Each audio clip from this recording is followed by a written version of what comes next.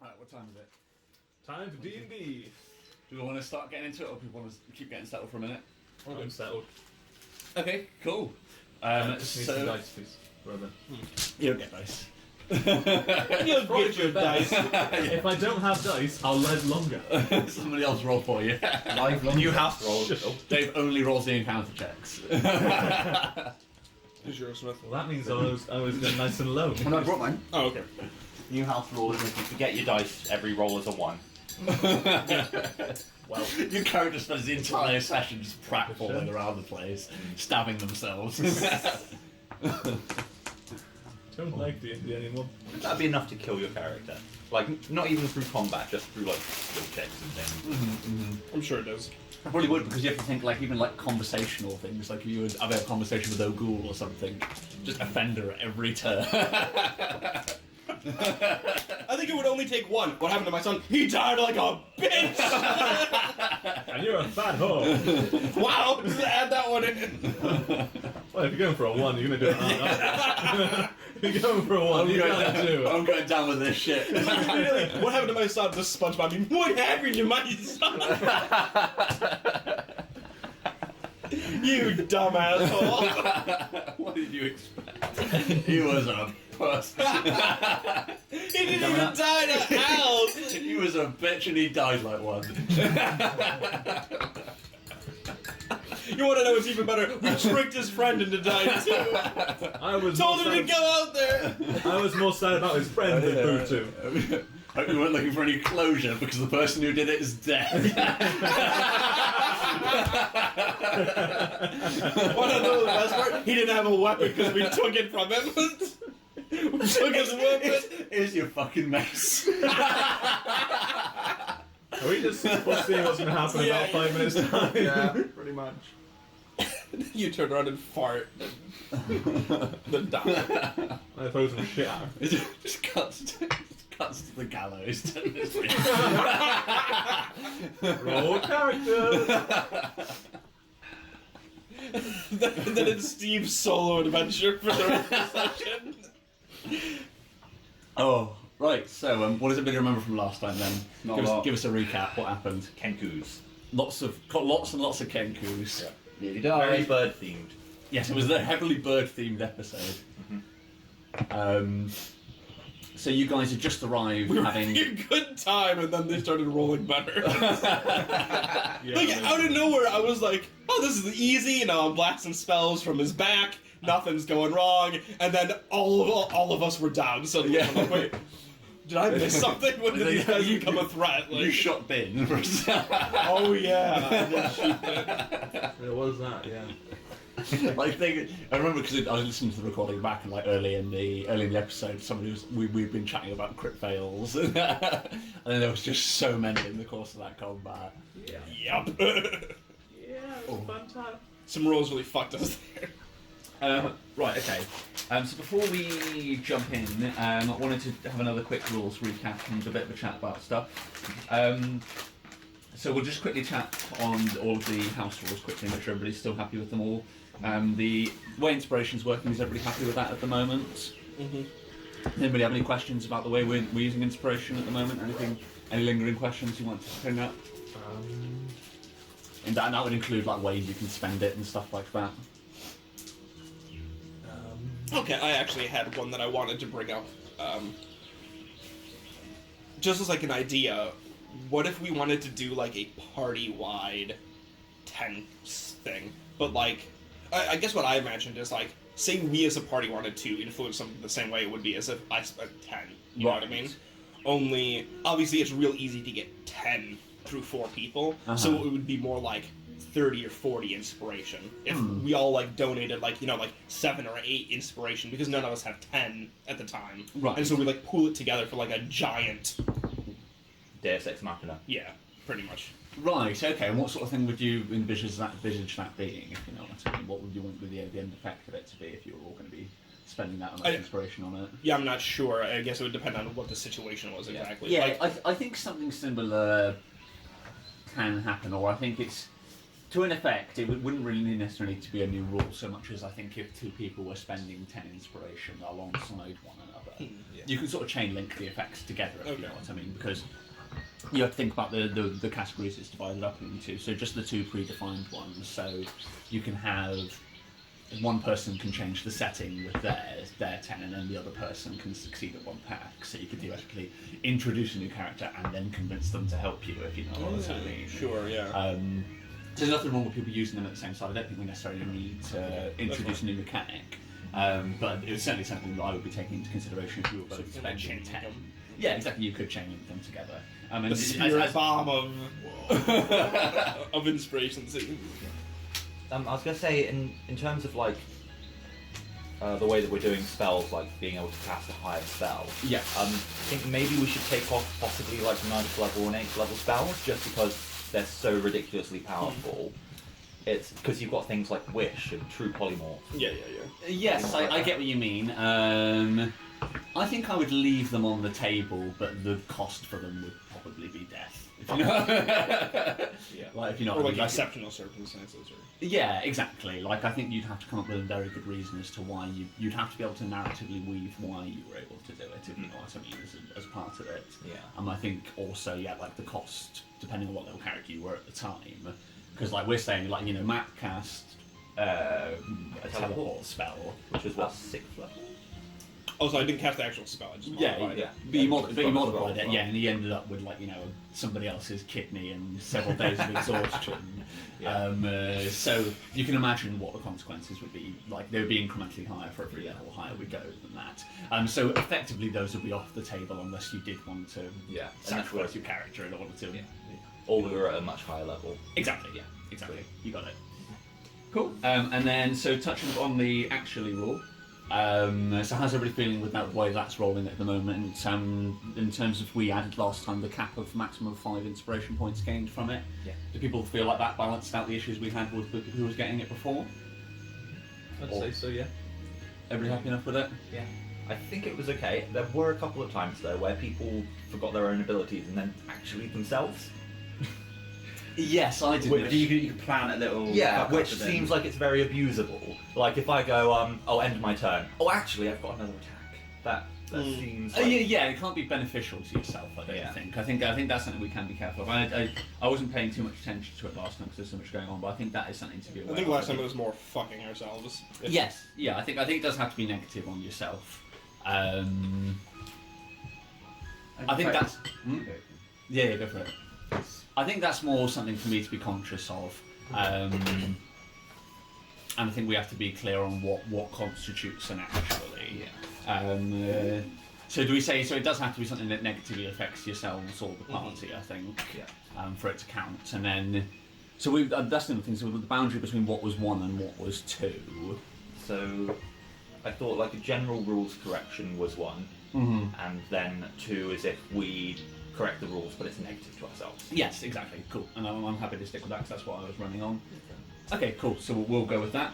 And then the last thing I wanted to touch upon is returning to a subject we sort of customed a rule from last time, which I'm going to sort of take back out again because I don't think it quite had the desired effect. It had some of the desired effects, but I think the awkwardness that came from it, so that being able to do an inspiration scene over the top of a combat. I don't know what everybody's aims behind that was, and I think it comes into a larger conversation about combat. I think it makes sense having that conversation first in terms of assessing as a group. There's basically 2 sort of polar opposite ways you can sort of approach combat. And it's deciding as a group what we want to try and lean towards. The adjectives I put down for one end of the scale is that the combat's very sort of fast, frantic, and immersive. It's all about, we're trying to recreate how chaotic an actual fight would be, and you're very much just in charge of your character's actions, and we concentrate on trying to actually keep things going so that everybody's turns go rapidly, and combat's over fairly quickly. But the consequence of that is you get to be less at the other end of the spectrum, which I've written down the adjective slow, methodical, and tactical.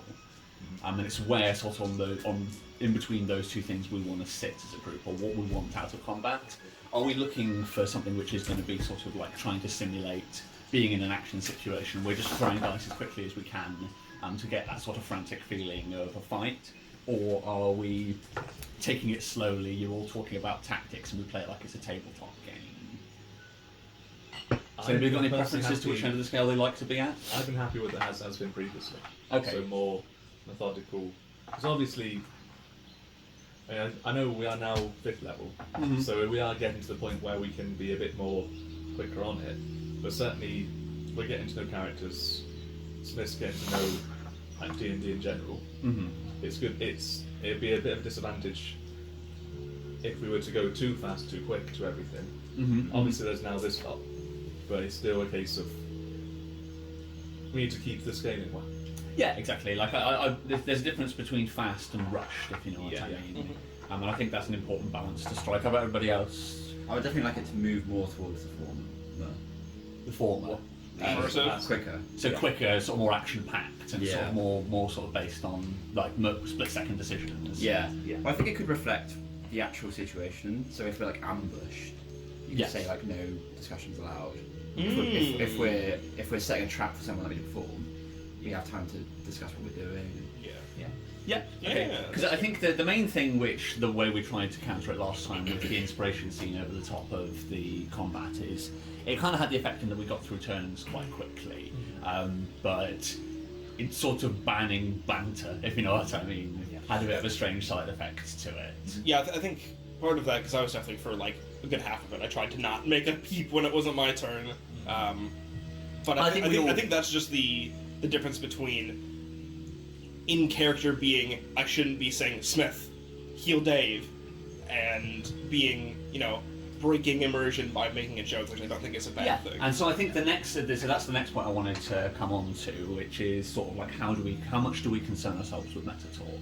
Do we care about that as a principle? Do we care about your character having knowledge that he wouldn't have, if you know what I mean? So your character wouldn't intuitively know what the wizard wants you to be doing right now. Yeah. So do we care about that? Personally, I do. Like, I think it's good.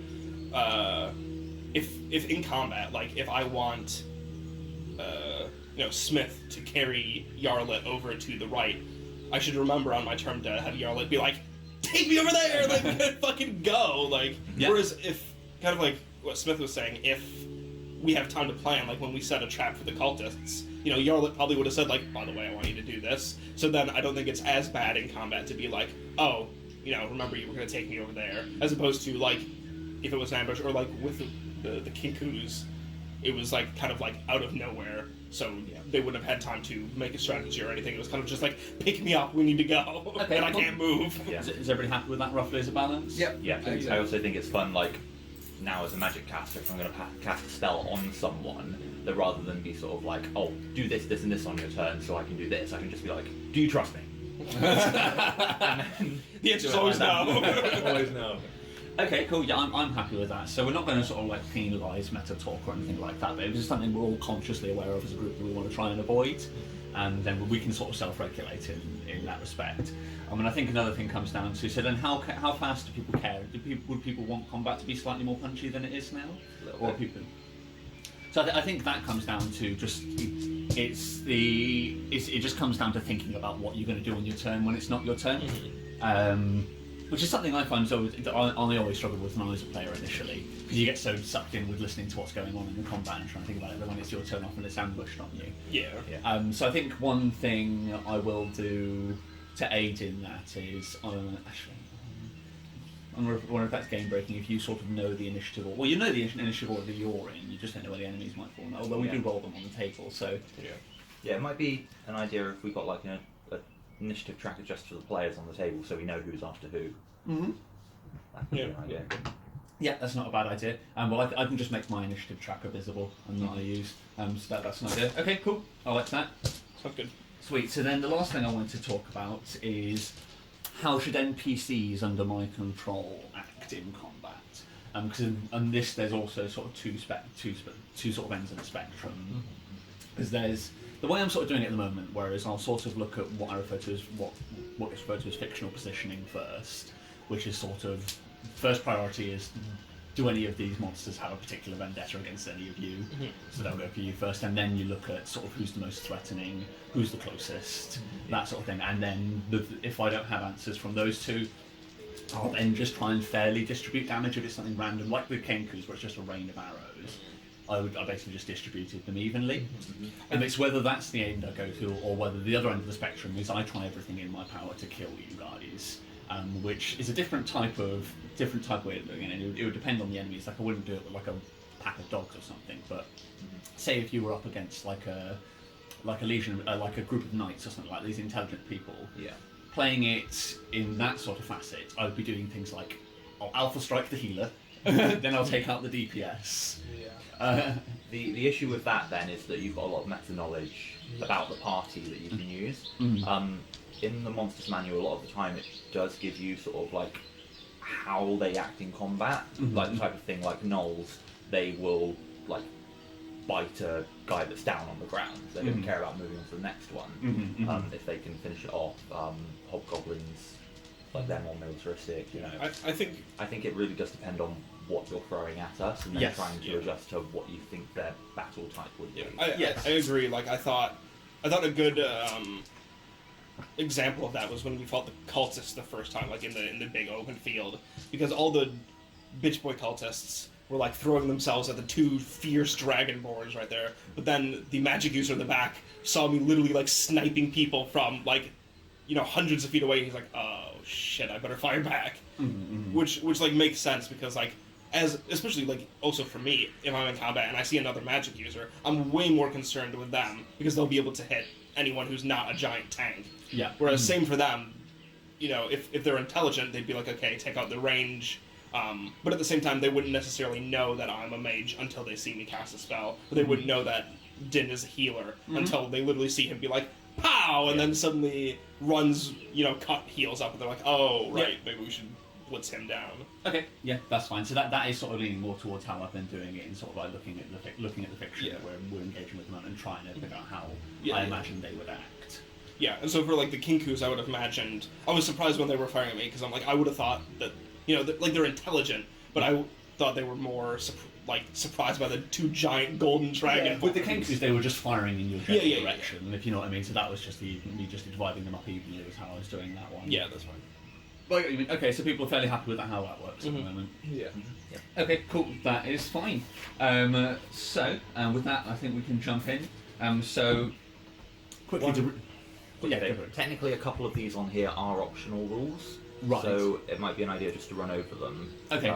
Like for instance, normally you can shove a creature. There is a side option where you can shove aside, where you do the shove action at a disadvantage, but instead of just pushing them back, you push them like a square to the side, or so basically to the side so that you can move past them. Okay. We've also got the overrun and tumble rules, which are ways that you can move past enemies in a confined space. One is based on strength, and there is... you get disadvantage if it's larger than you. The other one is based on dexterity, and that's just basically a dexterity acrobatics check based on like competition. So are we all happy on using those? I don't have any issues, with the custom, like anything which has more options in combat, I'm usually happy with, especially if it's come out of the original DMG. So I'm certainly happy to run with it. I don't know if anybody has any objections, I doubt it. No, that's fine. This gives us a couple of extra options, especially for the beefy fighters. Yeah. And Cool. for us trying to move past people. Nice. All right, sweet. So let's jump back into story-based stuff then. So let's quickly recap what we had last time then. Who remembers where we started and where we finished last time? Started with grief. Yeah. Ended with two people unconscious. And me unmoving. Yeah. And you met Weiss and Castle Row. Yeah. We met Castle Row. Castle Row. Castle Row. We were all graced with the presence of Castle. Rather and his specific. excellent Interesting accent. I'm working on it. Are you not entertained? It's perfect how it is. Are you not entertained? Alright, okay, sweet. Let me quickly grab a pencil. I got a brand new gladiator arena. Thank you very much, Lee. Right. So, normal rules apply then. Only one from the last episode. And roll credits. Weiss coming across the chaos, which was the party sat there with a dragon and a dead wyvern. Weiss laying her hands on Run, being like, don't tell anyone about this. A ghost shot of Nuck handing me his kidney and being like, wait, I don't want it! Or the liver, rather. Castle talking and us all going, what the fuck? Everybody sat round the campfire discussing Nuck's backstory. Yeah. Nice. Yeah. The bouncing of the four-sided dice. Nice. And because it's going to be relevant, the deaths of Sedrun and Buntu to the hyenas. Nice. Yeah. The moment when we all leave the camp the first time and we're all naked and wet. Yeah. And like a day later, Yarla doing the same. Yeah. The flashback of Yarlin seeing Bumpy Chill's body for the first time. And the fireplace man. Yeah. Give me that alcohol! Nice. No, I meant the man who always follows us and sets Yeah, up yeah. the fire. Campfire man. Campfire man. Oh, Yeah, of so course. long. I hope he's okay. I wonder what he's up to. He's it! Look at him! Just to entertain you both. Nice. So at the end of that, Matt and Dave, you both had 3. Steve, you had 2, and Smithy, you had 1. Ding! Nice. Oh shit! So I think this episode, we don't jump straight back into You're the at level action. 5? I think I'd like to start off with an inspiration scene about our newest member of the group. If you'd like to give us one, Steve. Okay. So it's sort of like the post credits. The music fades off. From what sort of scene would we slowly fade back up on? Okay. Hot topic. So it would be a relatively comfortable looking house in Southfell, Okay. right? Nice. And there are a lot of it looks like the family are quite well off. There's like nice carpeting, hangings on the wall, all of that jazz. And we just get like a zoom in on a picture of a dark-skinned half-elf man, a human woman who you can't see the face of. It's obscured by something, but she's got long, curly blonde hair, and then a small child, Weiss. And then you can hear shouting, screaming coming from outside, and the sounds of an adult man sounding very concerned. The door gives in, and an angry mob holding pitchforks and like stereotypical pitchforks, torches, rush in, and you see them escort out the man from the photo as well as the child. The scene changes over to like a town square. What's it called? Stockade. Mhm, Yeah, mhm. a stockade, and the man and the child are on their knees. The child, her ears are covered in blood, and so are the man's, where the tops have been chopped off of them. And the leader of the mob, he shouts out, "You see, they're within our midst. We won't settle for this," and then takes a knife and slits the throat of the adult man.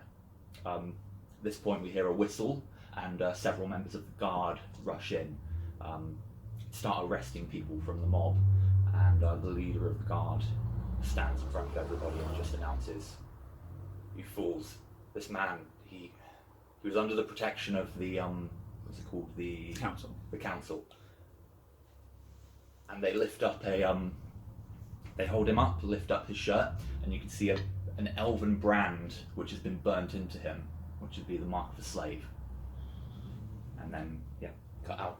Nice. Right. So any questions about the scene that Steve just described for us? So I'm guessing, would this be during the war, like now that the elves have all been? This was, yeah, so at the start of the war, well, that was about 10 years ago. About that. Yeah. Yeah. Yep. Who's the council? So the council are the governing body in the capital. So you've got Northfell and Southfell, which are the two halves of the great city, and the council sort of rule over them. Okay. That's on Last Haven, yeah. Yes, yeah. The island you're on's called Last Haven, and so the northern tip. Can you quickly grab up Yeah, the the city that's up in the north. Yeah, it's the city that's up to the north. Okay. So yeah, up here. Do we- So it would have been down in Southfell. Do we see if the child has... The child is Weiss, right? Yeah. Yeah. Does she have a tattoo similar, if we can see? you can't see, but she doesn't. Okay, that's fine. I'd be keen to know, does Weiss have her purple eyes yet? No purple eyes, no purple lips. Okay. Okay. Are they just half elven or fully elven? The man is a dark-skinned elf. Weiss is half elf, but she doesn't seem to have taken on the dark complexion of her father. Okay. Any other questions? Does adult we still have the tips cut off? Yes, did they you grow haven't back? seen it yet. Okay, that's fine. Cool. Any other questions? Nice. Okay. So one inspiration for you, Steve, and then I should DM led, so 2 inspirations, sorry, and then hand out 1 to your favourite question. About the tips of the ears. Woo. Nice. Okay. Cool. So I think the scene sort of slowly fades as we see the guard sort of like propping this man's corpse up and lifting his shirt to show the mark of the mark of a slave. I think the camera sort of slowly pans from where from the torso and this brand on the man's stomach towards where his daughter's standing. And what's the last expression we get on little Weiss's face as the camera sort of She's fades? just sobbing in pain, like she's not even paying attention to what the guard's saying. She's probably like grabbing onto her father. Mm-hmm. So I think the camera sort of we get like the slow fade between 2 shots, and then slowly the sounds of the Niln wood begin to surround us again. And that's all. Let's play on that. Slick. Yeah. And the character sort of shifts and fades as time passes, and we return to the present day. And what sort of stance do we see, and what's the expression on present day Weiss? As you basically the scene the camera sort of pans around, and we see that there's just black feathers fucking everywhere, bloody bits of broken bodies, and then the camera pans around to this great corpse of a wyvern. The 3 members of the original party are all just propped up against the side of it, and the camera continues to pan around to where Weiss is. What's your expression at this sort of pile of bodies who have supposedly killed a wyvern, and you've very much got at your mercy now as they're just in a heap? She's probably got a bit of a, not confused, but like confused and slightly annoyed. Like, what am I supposed to do with this lot? I'm still awake. Yeah, so they're you're unconscious. You're unconscious. The 2 dragons, I can't remember whose head fell onto whose shoulder last time, but the 2 dragons are snuggled up in a pile. And then Yarlet's probably just about managing to keep herself sat up straight. There's probably blood pissing out all I imagine, is it Run who's got loads of mud and feathers crammed into all of his wounds? Yeah. And Din's still probably bleeding out from underneath his arm where Yarlet shot a hole in his shoulder. So yeah, what's the funny thing is that it like crashed down, like it flew up and then like fucking God's judgment just rained down, struck you like a lightning bolt. The divine crit fail. So divine. Okay, so what's the conversation that we come back in on? It's the 2 female members of the group. Like Yarlet, you're sort of like slumped up against the side. What's the conversation that's happening as the episode sort of pans back and Weiss has stood over the original party? So, you come here often? Like, I like to think that Weiss has said that just after Yarlet. Like Yarlet, after your injury, you've been periodically slipping in and out of consciousness. Yeah. So then this Yarlet's just like, I'm awake. You come here often? We've had some problems. Yeah, and you've had some victories as well, it looks like. So yeah, no, as you said that, the camera sort of like pans around. The dragon sort of sat by the head of the wyvern and was sort of like peering around suspiciously at Weiss. I think the dragon we established last time is fairly friendly towards you and believes you're a friend, but you're not an established member of the group yet. Yeah. Can I just like try and like pat the dragon on the head? Yeah, 100%. Yeah. He's not going to be an animal handling. He's more intelligent than that. So roll a. Are you saying anything in the process? I'll just say, hey, it's alright, buddy. Thanks for your help during the fight. Okay. And then just like, pat him on the head. Okay, yeah. Roll persuade for me. You speaking Draconic in the process? Yeah. I'm confused by that. Like, encouragement? What is this? Oh, that is an 8, but I've got +7, so 16. Charisma. Yeah, you're very charismatic. So yeah, like I think, like your your sort of reaction to it was probably a bit far more caring and maternal than he's ever been used to. So I don't think the dragon responds. Like there's a moment where your hand sort of hovers above his head and he lowers it slightly, and then you just lower it down onto his head and he accepts your contact. The head pet. Does anything happen with the eyes when I touch him? Yeah, I'm going to say so. But I'm going to say, yeah, while you're watching, like I'm assuming you can tell when this is happening as well. Yeah. So as we place the hand in the dragon's hand, her eyes and her lips begin to slowly illuminate and glow purple. Mm-hmm. And when that happens, I pull it away quickly. Yeah, and then sort of like a bulb slowly fading out, they drift down again.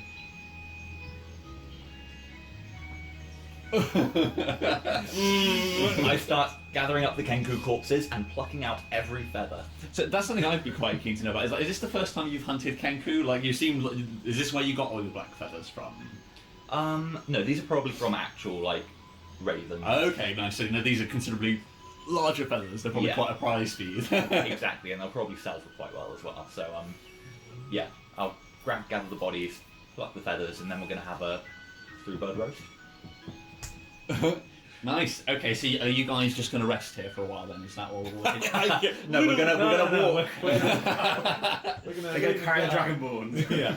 Okay. Yeah, let's go put Din on her back and go from there. Okay, sweet. Question: does anyone have alcohol? I don't know. I don't think we do now The because spirit of Nuck. Yeah. My liver is churning at the moment. It craves alcohol.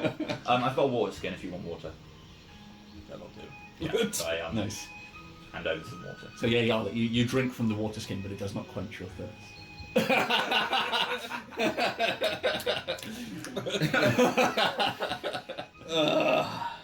Okay, cool.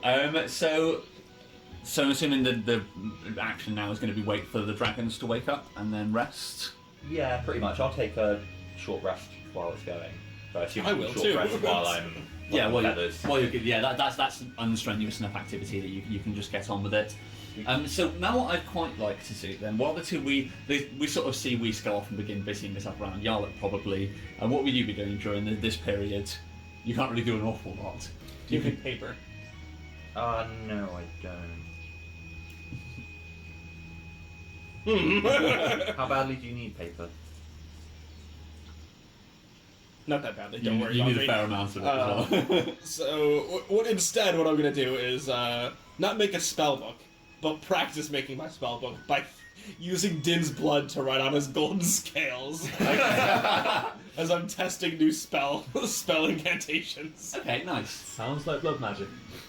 So yeah, so we get Yarlet sort of like slumped on the side, and, like you can't move, so that's probably what you do just out of like necessity of like there's nothing around to occupy yourself. So you just stick your finger in an arrow wound in, pop it out, and then begin writing on his side using it like a From the arrow where you shot. yeah, like an inkwell. And then I'd quite like to find out from so the camera pans round to the two dragons. I also give just real quick. I also give Ron a mustache, a blood mustache. What would that look? He's already got like whiskers growing. You just cover his whiskers in blood. He's got another mustache. No, now it's like a giant like Robotnik. Painting up the cheeks. side. Yeah. Okay. While his real mustache goes south, this one goes north. Nice. Okay, It's so a mustache.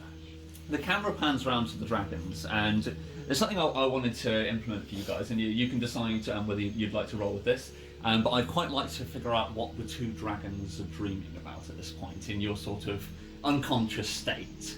And there's something I'd quite like to implement for you guys again, is that based on being gold dragons and a little bit of gold dragon lore, when you sleep in this proximity, and it may be something you've done before, I like to believe that the golden dragons would share dreams at this point. That could be awkward. Yeah. I don't be sharing in those dreams. So you know, can decide at this point. First time would be when we were out in the wilderness and that you were protecting me and I had like big scar, big chest wound. I think that would have likely been where you discovered the ability to do so. Is during that night. You probably had a particular. What would that dream have looked like? Out of curiosity. What happened that night? So when Run got Something you never his speak of. huge scar across his chest when he got killed by a saber tooth, and then you saved him by spooning him in the rain. That would have probably been. That would have probably. It's so romantic. That would have been probably the first time you would have like slept in that proximity and then discovered this ability to enter each other's dreams. Yeah. This is getting like now, weird. now we're teenagers, so now shit gets weird. Especially as you live in the same tent as your dad. Oh Oh no, Dad, what's a ghoul doing here? The real question is which one of you is judging the other's dreams? no. Well. So any thoughts on that or the current dream? What would you be dreaming about, either of you? Whoever comes up with a dream first is the person whose dream's being invaded, I suppose. Okay, well, before you said sharing a dream, I thought I would be dreaming about. I've forgotten his name, the god. Oh, Udo. Yeah. Okay, so you're back in Udo's. I'm You're back back in in Udo's Udo's lair. castle. Yeah. Okay, so Where would you the be fuck are we, brother? So yeah, would you be in the throne room, like staring up at Udo? Yeah. And he would be chastising me for not doing my task. Nice. Okay. So yeah, like, and it's probably terrifying, if you know what I mean. Like each word from the god as he berates you. It's probably in sort of like these dream human like texts. We don't actually get the words. He just speaks in some sort of abyssal language we don't understand. But each shout from the top of this pyre of this enormous pile of helmets makes you shrink back and want to move towards the door. And it's probably like as you take half a step back towards the door, like Run's head and comes round the corner as he enters your dream. And what would Run's reaction be? Like you probably don't. Roll a religion check. Roll a religion check, yes. Let's see if you know where the fuck you are.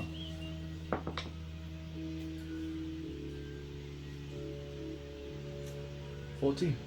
14. Okay, yeah. So I would say, like, you recognise the setting of this dream and who this is. Like, he appears to be really dreaming about being in Udo's throne room, stood in front of the throne of helmets.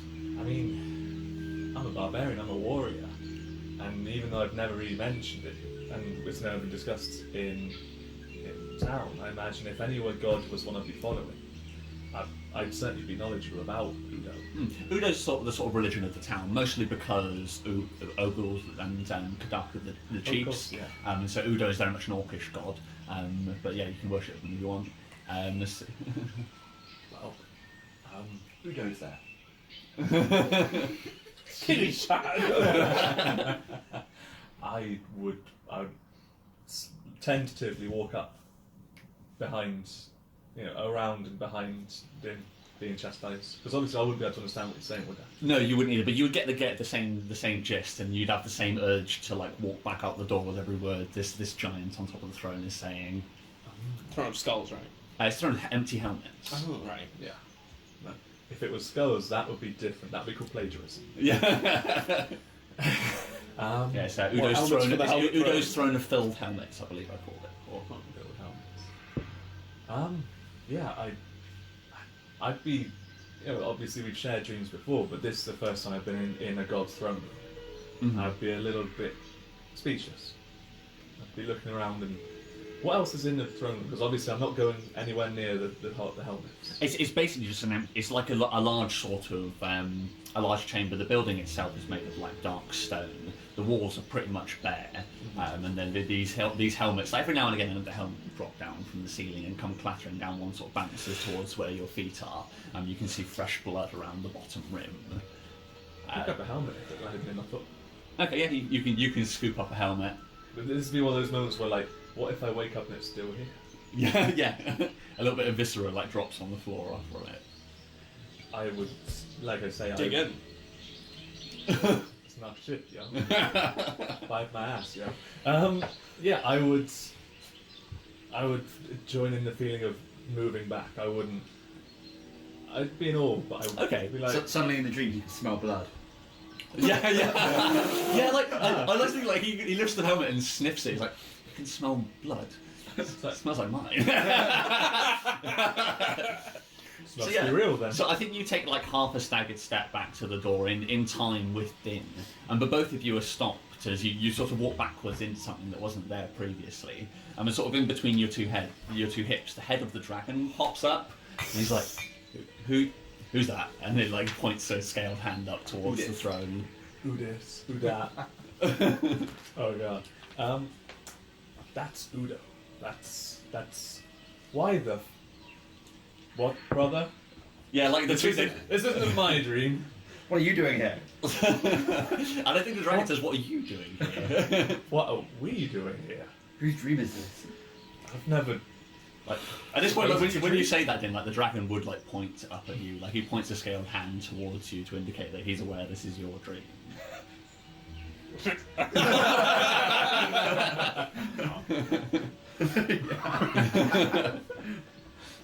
So why are we here? What does he want from you? I have no idea. Roll deception, roll insight. You speaking Draconic or Common? Oh, that's pretty good. Draconic. No.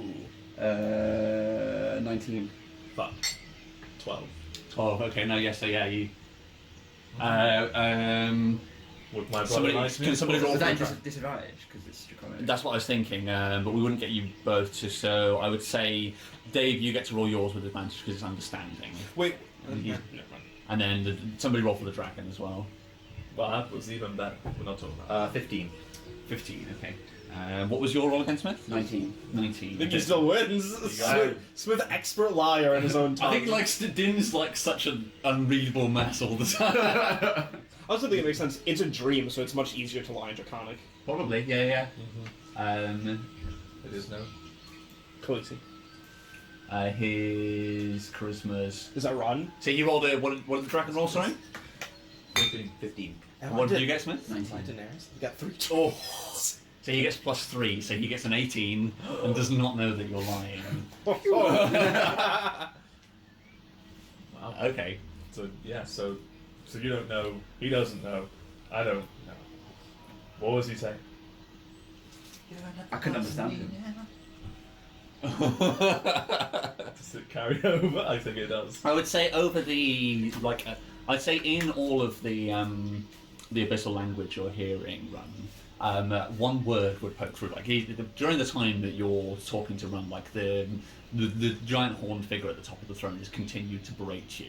As he sort of does in the dream, he's ignoring the fact you're having another conversation. He's just continuing to shout at you. So rude. And one word cuts through that you do understand, and it's kuai. Kuai. I knew it. Kuai. And that's the god of the sea. I'm Yes. surprised you know that. So that's the Kuai is the she is the god of the tempest and the sea. She's the spirit of the eastern sea which surrounds Last Haven where you are presently. Okay.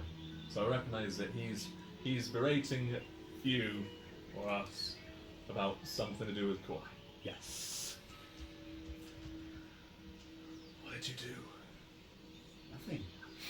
I think at that point you wake up. Like, I think that's when who's I got it down here. Who was out for the longest? I think it might have been. There was 3 and 1 hours. I'm pretty sure it was Din who was 1 hour. Yeah, so I like the idea, like, he's like nothing, and then Din, you wake up, and Run, you and the dragon are left in Din's dream for a little while. So, like, Din, like, disappears. I mean, you spend the rest of your dream in Ugo's hall with him shouting down at you. Enjoy! This is nice. It's like a week in dream time. Yeah. So, again, at that point, like, he says, like, nothing. With an audible... Din's gone, and then the camera pans to Din's eyes slowly opening, and then you're back in the Nilm Woods and with your compatriots. Like Yarlet's probably stood over you with a finger pointed. Can't stand! Literally, like, half draped in your lap as I'm just, like, drawing Have symbols. you been drawing on his back or? All over. Oh, okay, so you would be able to see it then. Yes, so, like, on his chest, too. Like, I imagine you wake up and my fingers, like, here as I'm like, don't move yet. What are you doing? Writing. Okay, sweet, cool.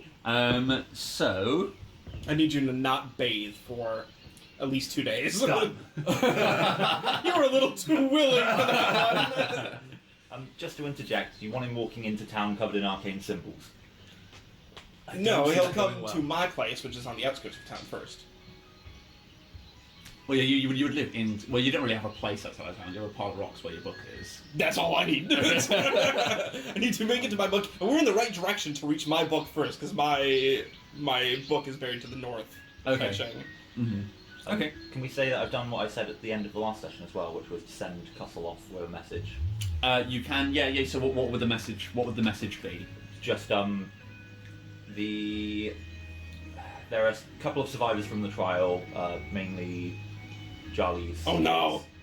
And the little gnome girl. Right. And Boon kicked it. so it was prepare a feast because we're coming home with a wyvern. Mm-hmm. And also tell Meryl, they found a dragon. Okay. Yeah. Sweet. Where would you be? So much for keeping him secret. Yeah. Would you do this away from the group? I'm assuming you Yeah, move so away when I'm- somewhere. When I was collecting feathers, I would have just cast Speak with Animals and then. Okay. Sweet. Roll a stealth check for me.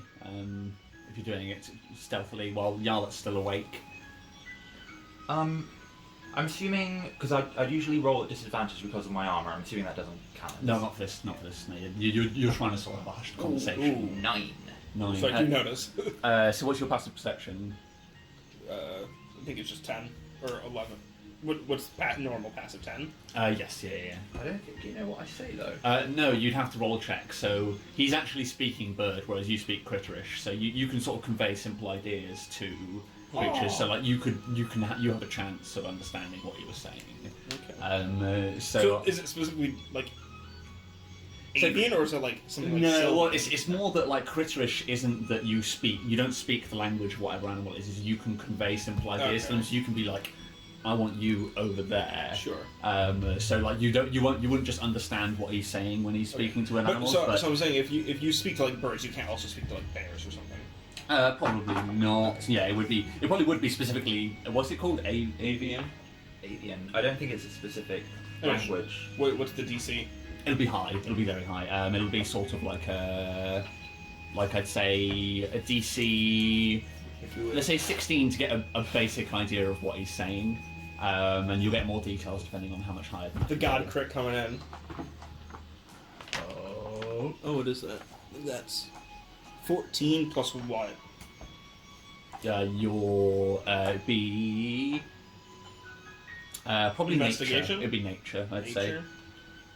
Oh, plus 5. Alright, so 14 plus 5, 19. So you, okay. I wouldn't say you understand all of it then. I'd say you hear that he's asking for a feast. I guess all that really matters is that he's sending a message back to town. Yeah, I think that's probably as much as you would get.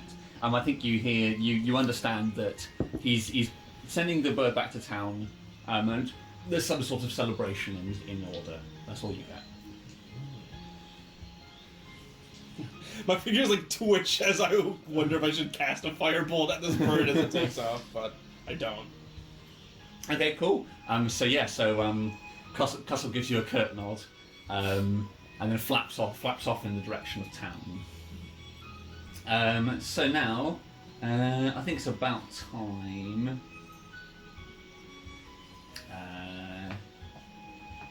For somebody to roll an encounter check, and let's see if anybody shows up in the remaining. Is this only we had a short rest? So it'll be 1 hour while doing Yeah, this escape. So, Short rest. Okay. so somebody want to roll an encounter check for me? And so short rests also now gets an encounter. Okay. So you won't have rested because you've just woken up. I've not woken He's up. not woken up It at was all. sitting around in the forest for 4 hours. Okay. gets I got a you 3. encounter So I'm now up there. If it didn't get you up, you I got would be. I got a 3. Oh, A that's 3? good. Yay! Okay, so yeah, nothing. You don't encounter anything over the 3 Thanks, hours. yeah. are You could wake me up with your lay on hands instead of leaving me to sleep for 3 Oh hours. yeah, you do have 1 point left, don't you? Yeah, I don't think I want to. So you're leaving him with Udo. So yeah, at some point during it, the dragon would just leave the dream as well. He's got a lot more control over this. This god that you don't understand just fucking berating you. The other two have ditched you.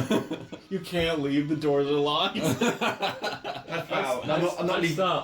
I'd bow down to said god, because for all I know, I might be here forever now. So I'm like, Okay. 3 hours of just.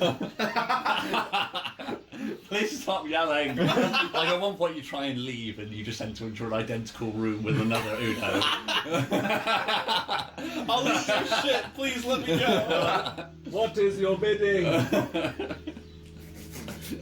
It's a dream Uno, not the real one. What so- is your He doesn't- bidding, Uno? What are you saying? Say it slower. So I think the remainder of the 3 hours pass, and Run, you slowly regain consciousness. When do you get your lay on hands back? Is it short or long rest? It's a long rest. Yeah, it's a long rest. So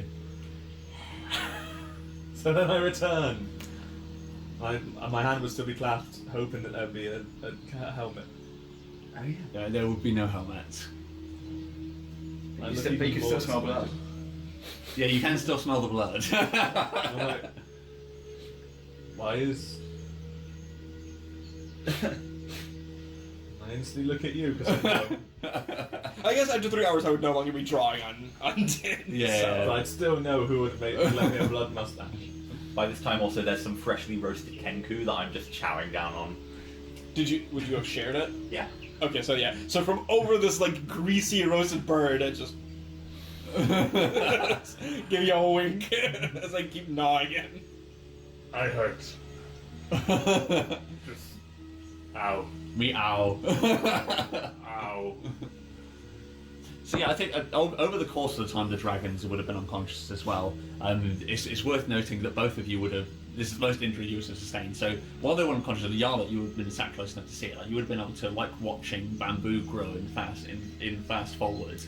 Like both the long coil-like whiskers from their face and the antlers over their heads would have been growing over the course of these couple of hours. So how would that look for each of you? I didn't know you guys had antlers. They're just like black horns, but slowly they branch as they get higher up. So the dragon just has like full-blown black antlers. I think because we took so much damage, for mine at least, it would all be really gnarled and all over the place. And Mm-hmm. So as you take more damage, they grow. yeah. Oh, that's really interesting. Mm-hmm. That's why the dragon's got a fucking huge horn. Right. Yeah. Yes. I didn't. Now that you mentioned that, I do remember. And mine would be, because it was all in one go, they'd be very thick. They'd become out really, like, Girthy. very girthy. Yeah. So you're like you've got like bull's horns coming through. Yeah. Nice. Okay, sweet. So what's the plan? Are you guys just going to try and take a long rest? Yeah. I'm going to not make eye contact with either the dragon or the Run. Fucking ashamed of your Uno sex dungeon. I'd prefer if you guys didn't talk about that. What Uno and I do in private is private. What I do with those helmets. Nice. Most of them were filled with heads, if you know what I mean. Nice. Okay. So is there any sort of arrangements you're making for the rest, or are you guys just chilling out here? I don't think Run would be of any help mentally or physically for anyone right now. Yeah. I'd just be... Just resting? Yeah. That's fine. I'd probably... Are there any birds in the area, like normal? There's always birds in the Three Seas. I'd probably cast Speak with Animals again, and then try and coax some birds over with some rations. Right. And just ask them to let me know if there's anything really dangerous in the local area. Okay. Roll a persuade with advantage because you're offering bribes. That sentence sounds funny if you think of birds. Crit. Crit. Can't listen to Nice, birds okay. With rations. So I persuade the bird to keep watch. Yes, no. Yeah, so no. it's, I think it's fair, Ash. like it's a rather dark scene for the rest of the party because Weiss basically grabs a hock of like freshly cooked kenku meat and begins waving it above her head, and gently you can sort of see the steam off the fresh meat raising, and she begins calling like a crow, and with that point a load of carrion birds and crows which look menacingly like the birds that they're going to be devouring all swoop down from the trees. Weiss throws out the hock, and they all very keenly go at the meat. After they're done, they all turn to Weiss. She gives a click, and they scatter in all directions surrounding the camp. So yeah, you've now got a raven alarm system. Yeah. Nice. Pretty good to have. Just to double check, is it common knowledge about what's her name's ability? Who? The bird lady. Yeah, everybody knows that she. Yeah, well, yeah, I would say certainly for the remainder of the group to let you know what you're talking about. So Yazuntai, one of the two sisters, who spends all of her time like tending to a flock of birds. She certainly tells people she can talk to birds and they understand her, and vice versa. You can each decide individually whether or not you believe her. Like she's a little bit scatty, so you can decide for yourself whether or not you believe that actually to be the case. But certainly she claims she can talk to birds, and we seems to fairly convincingly be able to do so. During our time, I would say thank you. Ha I'd say Sorry, I had to turn it off. I miss now. Nice. So somebody roll the encounter check and let's see if you're going to need to put the alarm system to use.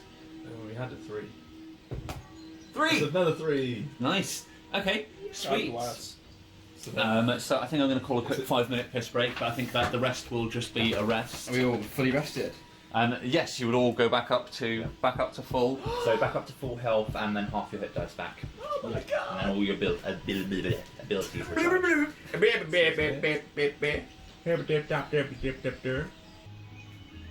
No. Okay. Sweet. So, somebody want to roll a d20 for me quickly? not me. I will. Oh yeah, another one. 14. Okay, no, that one's just Oh, the weather. Woo! So I think like it's the day's beginning to draw to a close as you finish up your rest. So we took a long rest. Yeah. I Rest. can move again! Woohoo! Yeah. So what's the course of the last? How long is the long rest? Is it 8 hours. 8 hours. So what's the last 8 hours look like for you, Yarlet? So you've been slowly trying to get to your feet over the course of the whole hours, or at the end of the 8, is it the first time you try and stand and? I would wake up. I think I went to took some much needed sleep. Right. Okay. Mm-hmm. So you yeah, wake so up and I you wake struggle up. yourself to your sleep. Yeah, and it would almost be like a surprise. Like I would like stretch and climb to my feet as like a normal waking up action, and then be like, Yeah. thank God. I think you probably have to use your staff to like stay Yeah. completely upright. Like get up and then like, oh shit, like, immediately Like, catch you myself. nearly fall, but you stab your staff Yeah, into, yeah. into the pine needles on the floor and manage to get yourself a decent bearing. Okay. So what's the plan now? You guys just going to head straight back to town? Yeah, I guess so much else to do, is there? Time for a feast. Time for feast, and so there is that issue. I was about going to say, Buju. do you say anything? Our feast of crows. So what happened to Buju? Yeah, What? Buju's not with us, by the way. I don't know if He you noticed, we fell. haven't noticed. He fell heroically fighting a wyvern. Oh, thank God, I've been trying to dump him for ages. Oh, were you two? Well, he said we were. Oh, Yeah. you're all right. He's not coming back. So what's an orc like? No, we weren't. Like, he basically demanded that I be his girlfriend, and then from then on, we were apparently together. And I've dumped him like 17 times. And you don't want to be with him? No, definitely not. I got it. Like, no more needs to be said. O'Ghoul is gonna be pissed. I was thinking we tell her that he died heroically like a warrior. Should like. That's what just happened. He died with the wyvern. I was thinking it should be ours, because then we could lead. Owls? What? Owls isn't real. I feel like I've had this conversation before. The liver in my side gives an angry twitch. Oh yeah, ours is real. We went there. Can I do an insight? Yeah. So yeah, roll an insight. I suppose we best keep getting up to speed. I mean- since you've... I would argue that it's automatically a check on insight because he's looking to see if we're telling the truth, and we are telling the truth. Well, yeah, but he's inciting to see whether or not He believes. Yeah, I only got 8, I think. So You gain no extra certainty from his reassurances, basically. So he says owls is real, but he's a golden dragon. He can be lying. Owls is real. Very, very real. He died before owls. Doesn't matter. It sounds more heroic. No, didn't say it. Yeah. I mean, I'm saying to Did. This is out loud. Zit did. what killed him? The wyvern. The wyvern. roll, yeah. 3. Didn't you have to roll with deception, though? Great fail. Jesus Christ. I like to think that he said it in a really like The wyvern. obviously lying. Oh yeah, and I go. Oh, I go. Wait a minute. The wyvern. You're like, Why? you believe it, and then like a very obvious wink to the Just like, let's just like. Or like, no, he's like, he says it in common, like, the wyvern, and then in Draconic to Yarla. Like, did he believe it? She was I lied. But what I'm saying, The as Nick well, Cage meme where he's just like, if we say that he died due to owls, then we can, once we've got back to town, got our home set up and everything, and we start to get some influence on the council, we can lead people to kill owls, and they'll believe us, because Ogul will believe us. Why do you want to kill owls? well, I mean, your brother might still be alive. Nah, he did. Yarla just starts maniacally laughing. Now, I'm not saying that I don't believe you, but I don't. So, do you have any proof for owls exist? You can go there.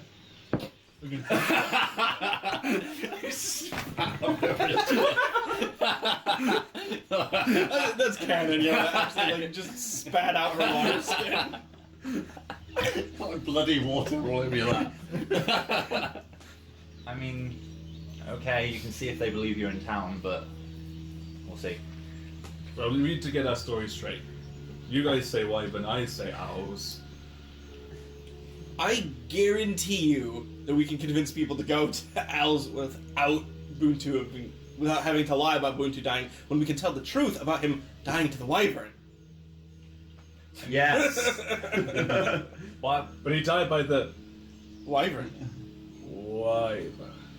Why not say that you don't know if he's alive or not, and that your group's separated? all the heads turned toward Weiss, who just had a really good idea. What the fuck? I mean, Yeah, I'm it's not surprised like we never you've got thought about that. It's not like you've got anything on you that proves that you were together. Did that make sense? You actually eat the mace. Yes, please. Yeah. Just whips it through the forest. Wait, okay, Meta, you need that for your spellcasting. Yeah. Didn't like pants off grumpily into the forest and just pick it up by wing actually. Well, fuck. How? Oh, that's fun. Okay. I take the sackcloth that the Kenku were wearing and just wrap it round the mace. Ta-da. Yeah. It's my club. If anyone asks, What we'll club? just say that when we got separated, he dropped it. Yep. And anyway, he shouldn't have the mace anyway, because she shouldn't have put it there to try and help him. That's That's true, but fine. I'm saying that if she corners us and fucking yeah. tries to strangle us. If they see the mace, they'll be like, this mace. Recognize it, do you? And then she'd lose her. See, that's the crit fail on the talking to Ogul. It depends. You could play it that way, because yes, technically she would have been You're just cheating. antagonizing her. It's like, I wonder whose mace this could be. We found his beautiful mace. I can still taste tears on it. Orc tears. Something we did need to discuss. I'm assuming that you're going to want to bring the dragon, sorry, don't know his name, into town. His name is Yeah, like he Wigglebeard. would say worm, like in like the small pause in your speech, you'd be like worm. Count Wigglebeard. That's sad. Count Wigglebeard. I can, Worm depresses me very heavily. I can get him and me into town without us being seen, and you'll be met by the procession. So it just depends if you trust me with that or not. I'm not meant to be helping you, so I'm doing Can I roll insight? Yeah. But then at the end of the day, sooner or later, we're going to have 5. to. Can I do the same? Oh, no, I have good insight, so... No, I don't, just kidding. 20. Wow. Oh Jesus! Good job, buddy. So you can't lie for shit, but at least you can tell if someone's telling the So truth. Din would crit it. So Steve, it's up to you. I'm definitely telling the truth, but I'm obviously hiding something about how I'm going to get us in. But then sooner or fine. later, we're going to have to prove that someone's going to find the dragon anyway. And it looks pretty good when we've gone back with the dragon as well. Does it? I mean, We've already think it does anyway. Yeah. Yeah, didn't we want to come in with the dragon, I think? I'd be like, You're just gonna march in with Yeah, the dragon. Dim would, yeah. A dragon on top of a dead wyvern. And snake, don't forget, still wrapped in that Oh, yeah. giant Snake. snake skin. we did good. But then, yeah. And we you're lost right, half the party. Yeah, we don't talk about that. So, are we saying the wyvern attacked and then we lost Butu and Cedric? Is that our story? Yeah, we lost those two. Nuck died. No, I'm not gonna lie about Nuck. Yeah, not died. Because you'll cry every time you talk about him.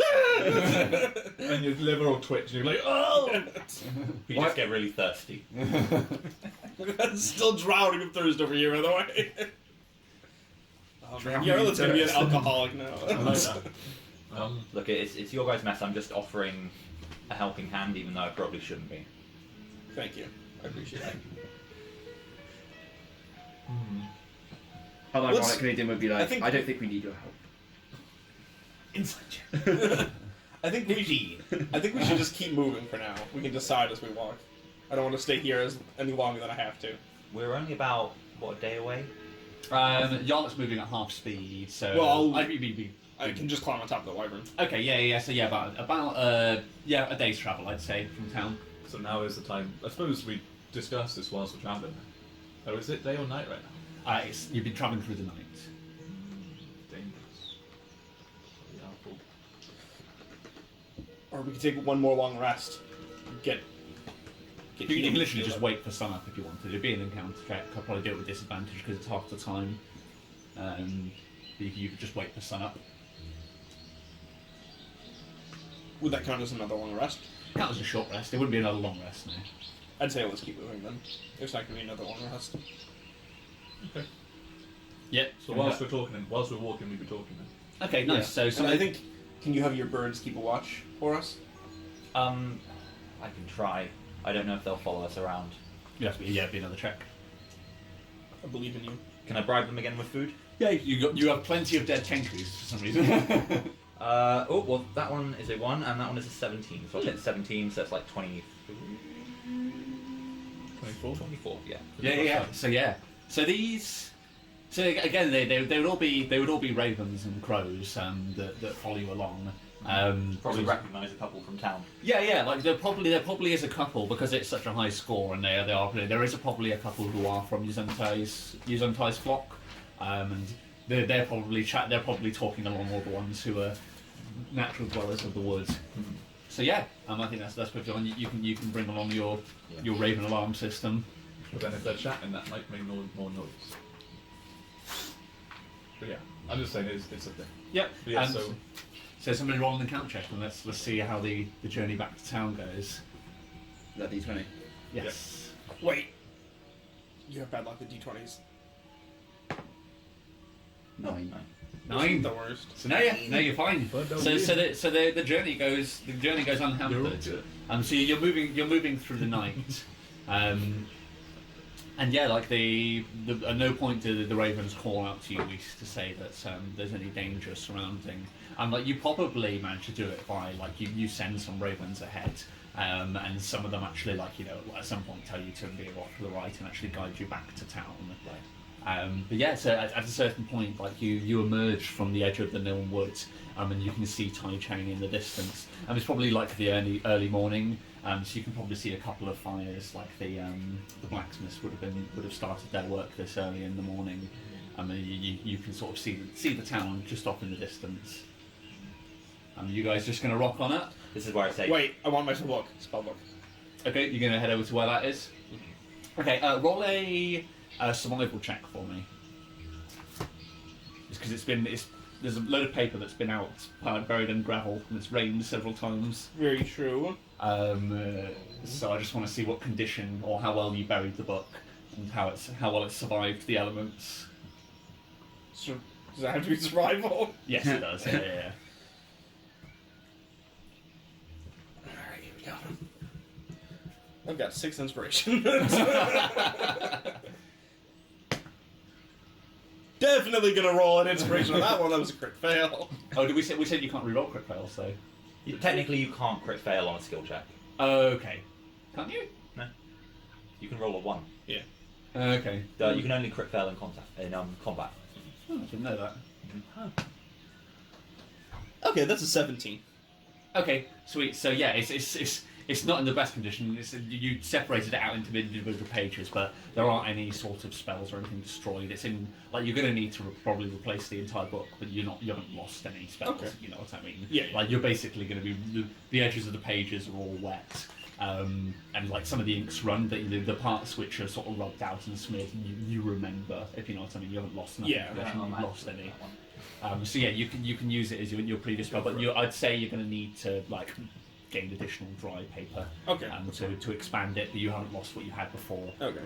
So yeah, so Yarlet leads you to a random spot outside of town, and then begins digging around in the rocks, and eventually emerges with loads of scraps of soggy paper that she seems surprisingly happy to see. Yeah. For a sodden paper. I'm being like super nosy the whole time. Like, so what have you buried here? What's that?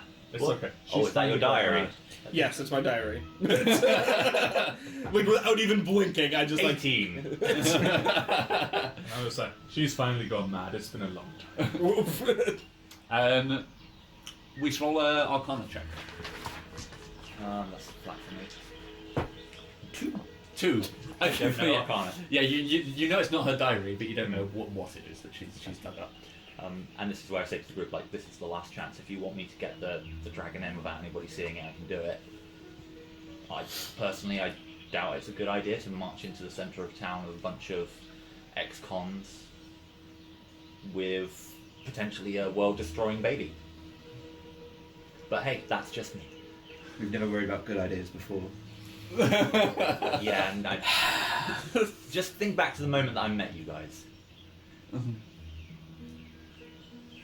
She's right. I don't like it, but she's right. Listen, I've already told my mothers about the dragons, so I can get them into our tent, and then you can come and meet us there. I would defer to Yarlet at this point.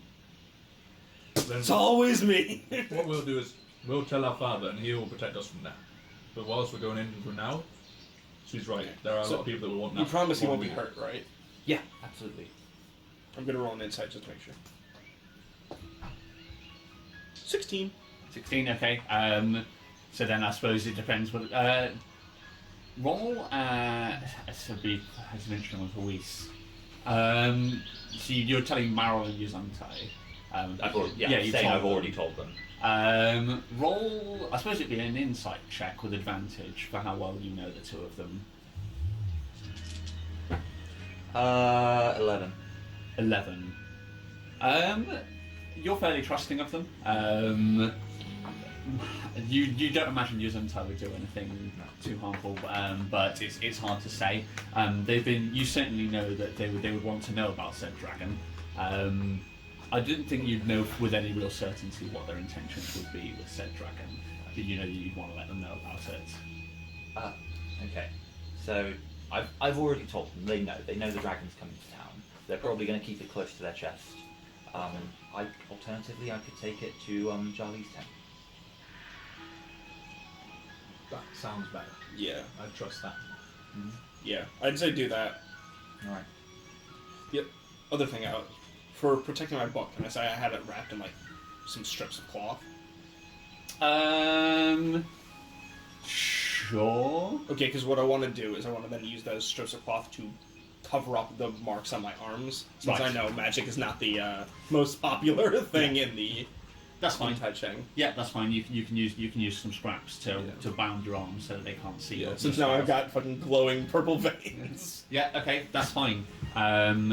So Weiss, you're going to try and yeah, get them into Charlie, or okay, Scribble that down. So, So somebody's going to have to explain this to the dragon.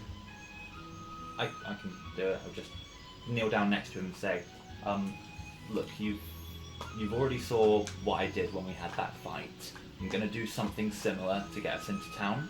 I'm going to hold on to you and I'll guide you in. Just don't tell everybody, okay? Okay, roll a persuade for me. You're speaking Draconic, aren't you? Do you have good intentions for this dragon? Yeah. Okay, yeah, roll it with advantage then. Ooh, 7. So wait, it was persuade, so plus 7. Is it 7? 14. Yeah, 14. Yeah, that's right. 14.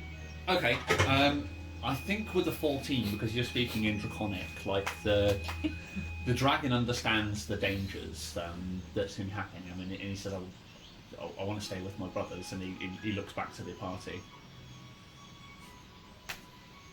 Oh.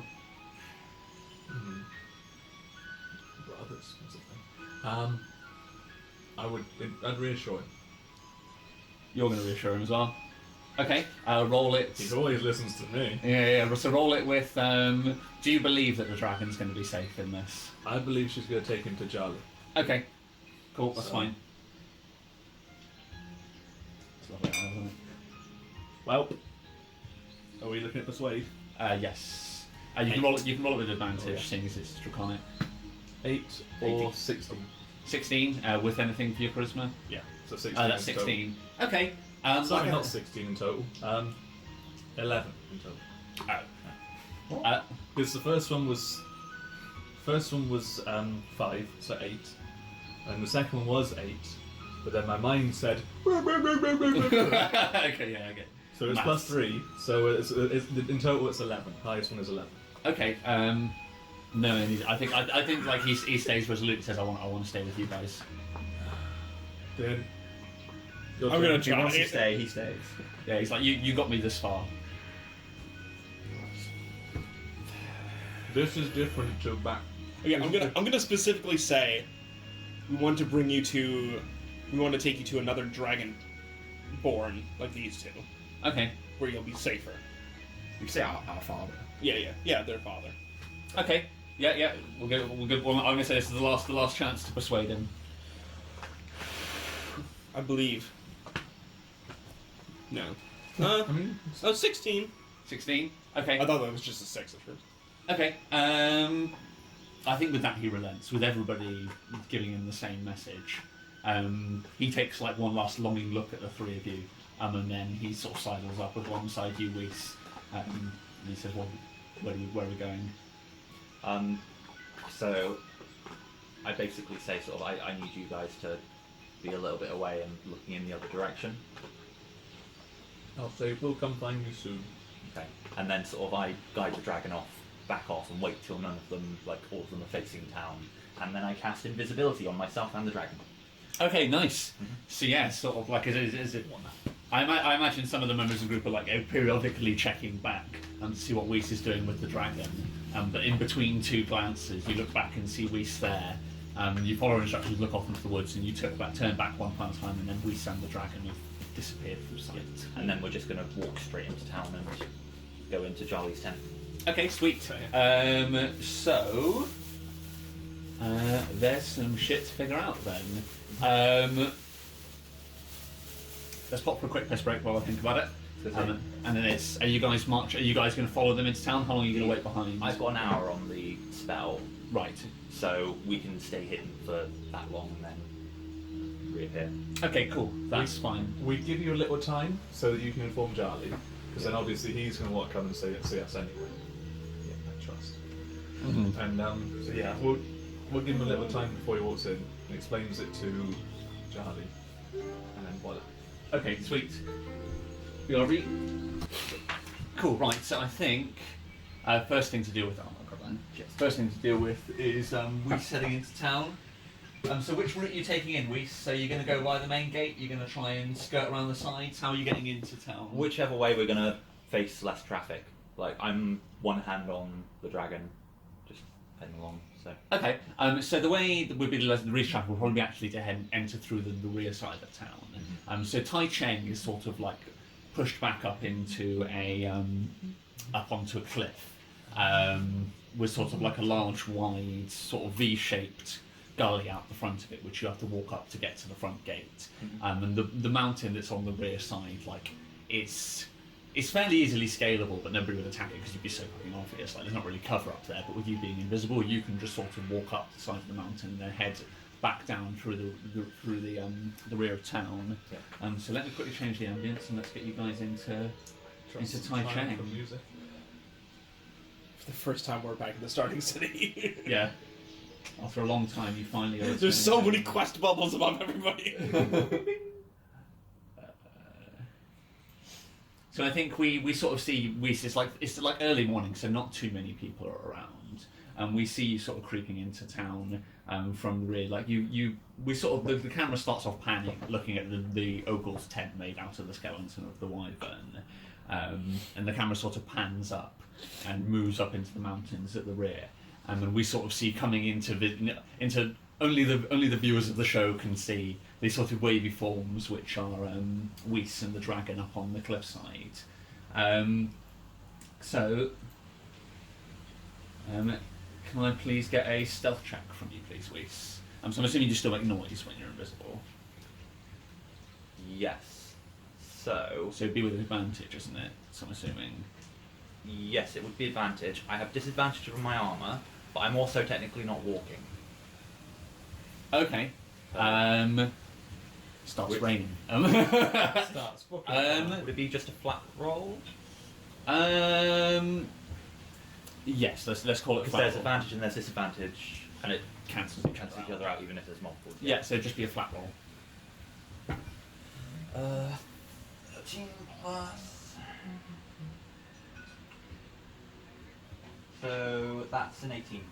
18. Nice. Okay. So yeah, we sort of see you roll a perception check for me quickly. It's 22. Okay. Oh boy, Yarly's banging Butu. Or, not Butu. So with the 22, you do see it then. So as you're sort of heading down, looking up over the top of town, you look back down towards where the gate is. I mean, you can see they've begun sorting out the processions. Like it appears like the preparations began like over the course of last night. You can see there's nobody there at the moment. They've all obviously given up and gone to bed. But you can see there's a load of instruments like drums and flutes and various things which were clearly bought from the capital. Like they didn't belong to the barbarian tribe, but like there's stuff for a fanfare, all laid out by the gate. But the one thing that does stick out to you, as soon as you rolled an over 20, is there's a large banner propped up in the centre of it. Butu's name. Yeah, we scrolled and said, "Well done, Butu," painted in large letters. For an orc, she's a real helicopter mum. Also, her message said, Jolly's sons in the gnome. Like, specifically didn't say Butu. Setting yourself up for failure here. You can't see it because I'm invisible, but there is this gigantic, like, chaotic smile on my face. Nice. So yeah, you're going to creep down Yeah. where Charlie's tent is. Yeah, just head round and see if he's home. Okay. So you entered you find Charlie's tent a little way away from where O'Ghoul's is. It's in a fairly quiet spot towards the rear of town. It's sort of like a large tent made out of mammoth hides, draped over the top of mammoth spines, which are in sort of like a dome shape. You sort of head to head. There's little sort of porthole windows cut into the side, and you head up to one of them and peer through. And you do see lying on his side in his bed is his chest slowly rising and falling, the sleeping figure of Charlie, an ornate staff rested up against the bedpost. Okay. So I guide the dragon inside, and then I don't know. I think I have to drop both because it's one concentration, so I have to drop both at the same time. So I'm gonna drop the invisibility, Right. and then I stir Charlie awake. Okay, sweet. So yeah, you like gently shuffle Charlie awake, and he rolls onto his back, and his head turns towards you. He says, Whis, what are you doing here so early? Have the group returned? And his eyes like bolt open. So don't freak out, but ta-da! roll a persuade for me. All a What to WC. don't freak out? Don't Do freak not out. freak out. Oh, that's 14 plus 7, so That's pretty good. 20. Yeah. Okay, so like you said the root ta-da, and like Charlie's like head like lifts up off the bed, and he cranes round to look aside at you, and like his face just stays emotionless for a good sort of awkward 10 seconds as he stares at the dragon, stares at you. And he slowly raises to his feet and then moves over to the door of the tent and pulls a skin across. Didn't you gotten so small? And he says in a hushed tone, "Where did you find this?" I didn't. It was your kids. Listen, they're coming back into town. There's probably going to be some shit go down with O'Doul, the chief. We'll wait here. I'll cover Worm up in. He's called Worm, by the way. In some. Well, I'll put him to bed, and yeah, we'll just wait here for you. We can discuss this once everybody's here. And he says, "Who else knows?" Isn't and Meryl. He like squints at you at hearing they know. Just my mom's. My mom's everything. They're my best friends. Well, interesting. Okay, he says he like takes like a deep breath in through his nose. And he says, why have you brought him to me? They were concerned about me taking him to my mom's, so they asked that we bring him here first. Okay, roll a persuade for me. Oh, that's a lot. 25. 25. Okay. So I take it from that, like, Charlie's always been very friendly to you. Like, even though Meryl and Yuzento would have sent you, usually when you're sort of delivering messages to him, it's like important political business. Yeah. And it's usually fairly, not hostile, but it's often bad news you're coming with, like, governmental, it's different organisational things within the town. Yeah. I probably practiced my Draconic with Charlie, like, in secret a little bit. Yeah, and he probably would recognise that you speak it as well. Like, he's always treated you very fairly and very kindly, even though like you're often coming in to like basically tell him something which Meryl has barked at you. Yeah. Like he'll always sit you down, give you a cup, arrange for you to have a cup of tea, and has treated you very nicely. And he says, "Can I trust you to stay here with this dragon? Yeah. All chaos will break loose if word gets out." Okay. Okay, and he disappears out through the door. And what's everybody outside town doing? What are you guys up to? You marching towards town? So marching towards town. After I made sure I had everything I needed from his body, I would use my water skin to wash off his Everything you need from my body. arcane ruins. Don't flatter yourself. So what are you using as a writing implement? Is to write down the stuff, to copy the stuff in more blood. So you're reopening a wound on Din? I'd probably do it on myself, just like a cut. Okay, sweet. Yeah. Dark. Like this isn't to be able to use the spells. This is more just so I have my notes. Yeah. Okay, yeah, that's fine. Just for roleplay purposes, that's fine. Yeah, like you scribble it down on the back of some of the pages, for you to assemble later. And yeah, you like pour water over Din. Like it's begun raining anyway. So he's slowly washing off. You use it to get all the spots where the rain can't get. I think when Din sees Yarla cutting herself, he says, "Have you had your fill of attacking me then?" Add an inspiration. Oh, by the way, you guys both owe 2 inspiration each, so you did the that inspiration scene with the dreams. I forgot to give those to you. I'm really sorry about that. I didn't mean to. So yeah, you guys just dragging the corpse towards town. No, by the way, neither of you have thanked me for saving us from that demon yet. While we're on the subject of my unique talents, we'd all be dead if it wasn't for me. Do you see what I had to deal with? I nearly was dead because of you. So like as he says that, I imagine you guys having this conversation with the 2 dragons sort of dragging the wyvern. Yarla sat on top, like, shouting these things down at you guys. And you come over the crest of a hill and you see a man up on the guard tower either side of the gates, like jerk himself upwards and then point in your direction and shout something. And then you hear a lot of commotion coming from the town as you get closer, as people sort of rush and scurry around. And you then begin to hear very faintly in the distance. Yeah.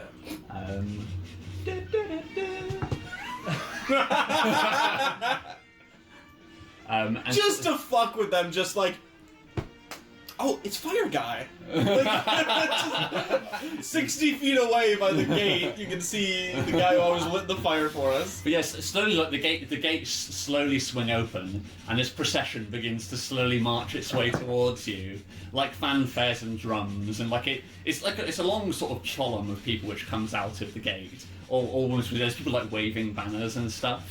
But then, like the back of the procession comes around, and you see there's 2 men holding poles above their head. And between the 2 poles is suspended this large banner which reads, "Well done, Butu." And they march slowly towards you. I vote we walk just underneath it. You just ignore them and walk past. So and you can see towards. Okay, hang on. Yarlin is panicking at this moment. I use minor illusion to make it look like Butcher is walking. No, God. No, this is a bad idea. You can't make anything motion. You can't make anything that moves though. No, it's Oh really yeah, that's classic. true. Yeah, never mind. Okay. So yeah, the percussion, and you do see like. You see the people who are playing their instruments, the drummers, like, there's something towards the back of the group which is sort of knocking drummers outwards and pushing through the centre. And you hear, like, crying out over the top of all the drums and the horns. You hear, "My son! Bootu!" And the two drummers at the front pitchfork onto their sides in opposite directions as Ogul, like Aragorn coming through the doors, pushes them down face first. And this is the first time we see Ogul on screen. And she's sort of an enormous figure.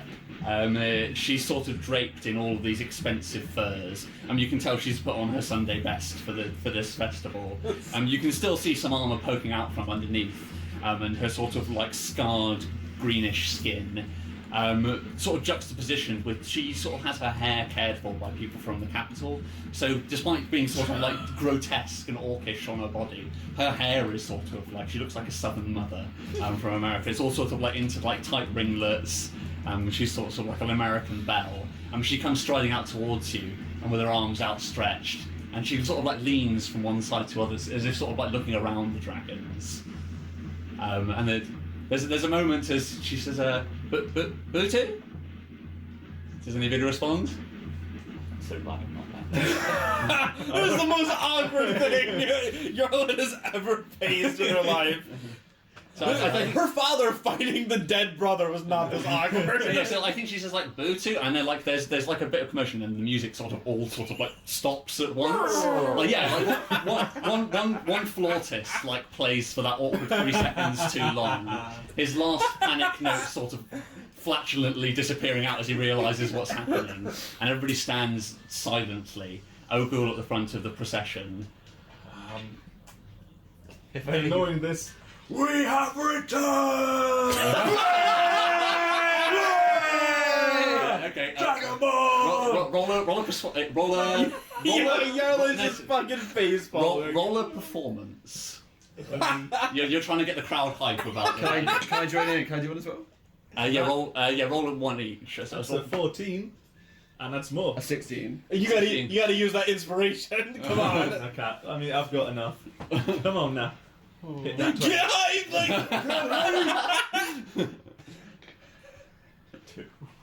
Let's stick in with the 14 now. I got 16. And he got a 16. 16. That's like reasonable hype. Together. I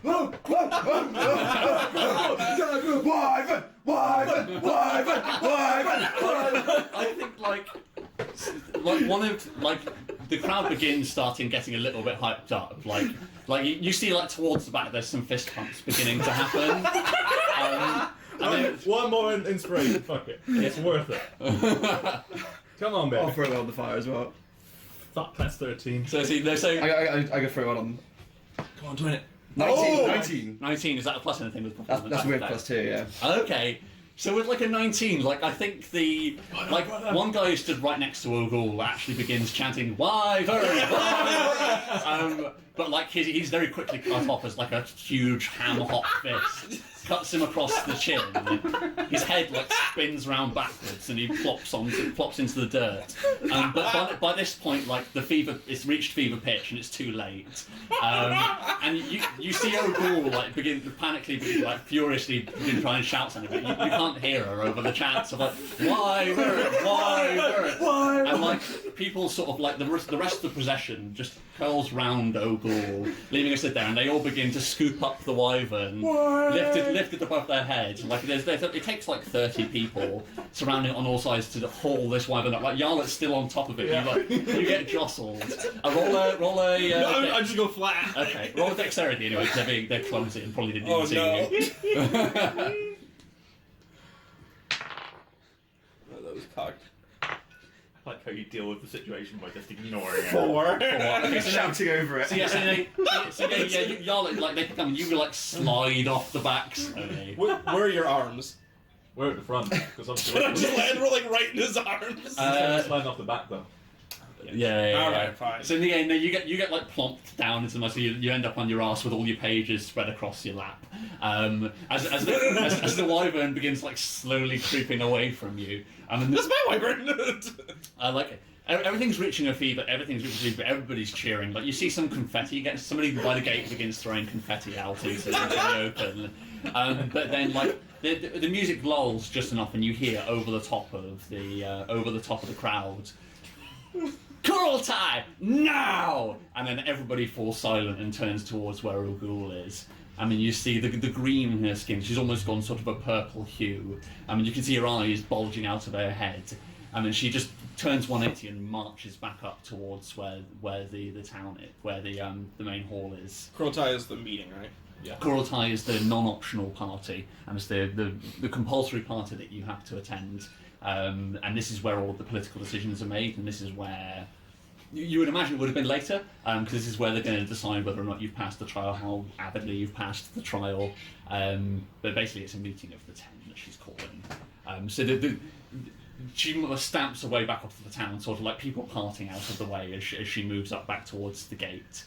And so pretty much, you see a couple of guys would drop drums and break into a sprint back towards town, as they weren't expecting to have to do this part of the ceremony so early, and nobody wants to piss or rule off. So you see the wyvern slowly disappear off into the gate, with the people who have stuck carrying out, and everybody else dashes back up towards the top of town. So I would roll with the wyvern, and I'm like, and feast! Kurultai and feast! Okay, so I think I'm rolling with it. I think like You're a once, fucking I think once Ugul's like far enough away, the Yeah. people who are still with you, like this is still a very exciting event for the town. Somebody to bring a wyvern back. And giant snake. And giant snakes. The people who are sort of out of Ugul's earshot, like, do begin slowly getting back into the swing of things. But as you sort of pass through the gate, like, are you guys walking in front of or behind the wyvern as it's getting carried off? Just in front. Just in front, okay. I might say, like, you pass through the gate and you look round, and we see the inside of Cheng for the first time sort of on camera.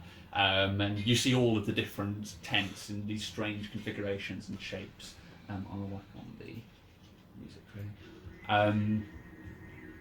And like it looks very much like a camp would look like, a rugged camp that's been set up before a battle, if you know what I mean. Like, there's no sort of structure to where all of the tents are laid out. There's no sort of obvious paths through. There's just campfires. There's a few forges set up in various spots, like just out in the open in the centre of town. Some people positioning their tents near to them for warmth. No one tent isn't the same as the next. Like, some of them are made out of very pitiful creatures. Like, close to the gate, there's like, a goat propped up on a stick with some wolf fur thrown over the back of it. The deeper you look up into the town, you get grander and grander creatures as slowly the higher ranking members have their spots. But you come through the gate and you take a look to the side and you see stood off in the shadows, and there's Charlie stood there with his staff, staring pointedly at the two of you. First, I'd be like, we need to find somewhere to put our wyvern. It's quite good. It's quite big. And I would dash up to our father. Like he doesn't say a word initially, or he takes a look over to you following Din. Yeah. Y'all, are you going along as well, or are you? Why not? just interject myself into this family moment. Okay. So like he looks at the two of you over, like you're both like well and truly bloodied, and he takes the head to toe of each of you in turn without saying a word, and then says, "You look better than I expected, boys." They've got feathers sticking out of wounds. However, you've brought back more than scars. Come with me. I mean, he You mean a wyvern? He 180s and begins walking towards his tents. Then we have to go Kurultai. So you say that, and he turns around, and he says, "You do, my boys are coming with me." She's with us, that's right. You don't want to go there on your own to the Kurultai yet. But it's a non-optional meeting. Don't we need to show up? Especially when she's calling it because of us.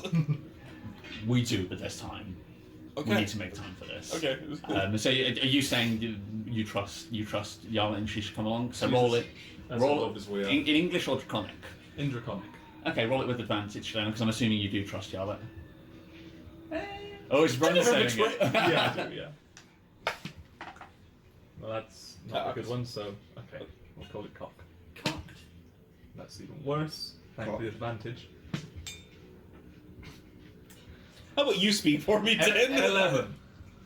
11. So I think he hears like you're saying like you probably think a little bit too much about eating shit at the moment when you say that you trust That's harmless the pranks. and like a little. I should save my but- life on periodic occasions. She did, but I think a little bit of malice slips through in your voice. And he says like this is dragon business. You gonna make any attempts to convince Din or? No.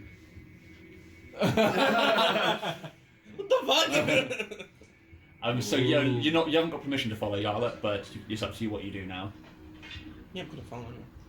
Yeah, you're gonna hang back a little bit and follow. I'm not gonna hang back at all. I'm gonna like right when they start to move, I'll start to move as well. Okay. I think like he notices you doing so. As you begin walking towards where his tent is, he turns back to say something to his sons and sees you following. And he says, "Why are you still following, child?" Because what you're discussing is my business. Okay. Roll a. I'll say it in Draconic. Oh, nice. Yeah. Roll a persuade with advantage then. Oh, 19. Nice. Or crit fail, so 19. Okay. Can somebody give me a d20 quickly? Thank you. Oh, and +1 for persuasion. So. Oh, he doesn't see. Okay, cool. That's fine. So yeah, like he like squints at you, and then squints at his two sons, and he says,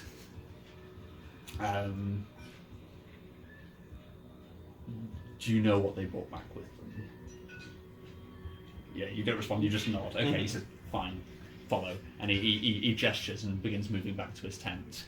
What have you and the dragon been doing? So I've put the dragon in Jackie's bed and like covered him up and just been like, just in case anybody comes in. And then I'm gonna like sit on the bed like where his head is, so that there's basically no chance of anybody like busting in and being like, "Coral tie, bitch!" Yeah. It's a motherfucking carnal Yeah. You're quite lucky that everybody's rushing in a different direction, and people wouldn't generally bust into Charlie's tent unannounced. Although that said, like somebody has to tell him there's a coral tie on. So, I think there is going to be one instance before somebody comes back where you hear from outside the tent. Like, they don't walk in unannounced, but you hear from outside the tent. Somebody say, "Charlie, coral tie's been called." Cool. roll a deception. I know I should have just said nothing. Oh, nice. Like you say like cool, and like there's a nervous few seconds where you know that sounded nothing like Charlie, but you lean towards where the slitted window is, and you see the person who said it has already dashed off towards where Ogul's tent is. They didn't wait to see. They didn't wait for a response. They just ran off. You breathe a sigh of relief. And I think just at that moment, like the curtain to the tent gets pushed aside, and then Charlie strides back in with the three other members of the group. He brings you all in and pulls the door along behind. It says, "Time is short. We must make our way to the coral tie." Explain. Where did this come from? How did the dragon go? Like as you say, like the dragon like lifts his head out from underneath the sheets. Like Charlie's blanket like draped over the top of his horns, and he looks out into the group like fairly innocent looking. He's fairly bloodied from the previous battle, but he just looks a bit confused as to what's going on. Your son found him. So further, we found Jackie. He's not with us anymore. He was holding this dragon and abusing it. Okay. Like he takes a long second to like stare at the dragon, and then he says in Draconic to the dragon, "Is this true?"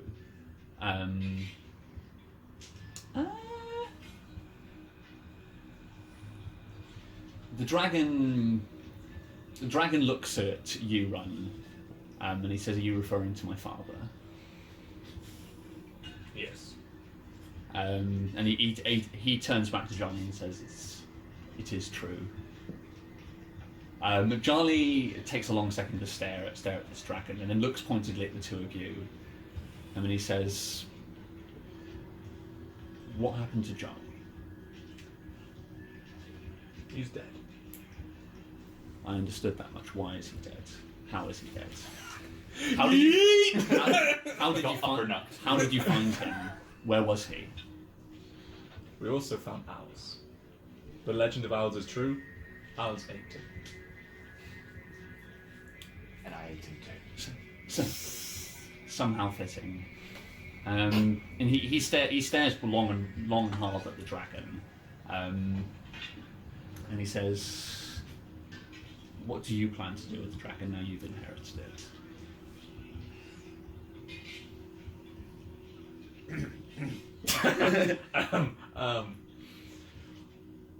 We, to be fair, we brought it home because I don't know, and that's why I come for your wisdom. Okay, and he turns and looks at the dragon, and he says, "Do you know what his kind did?" We do.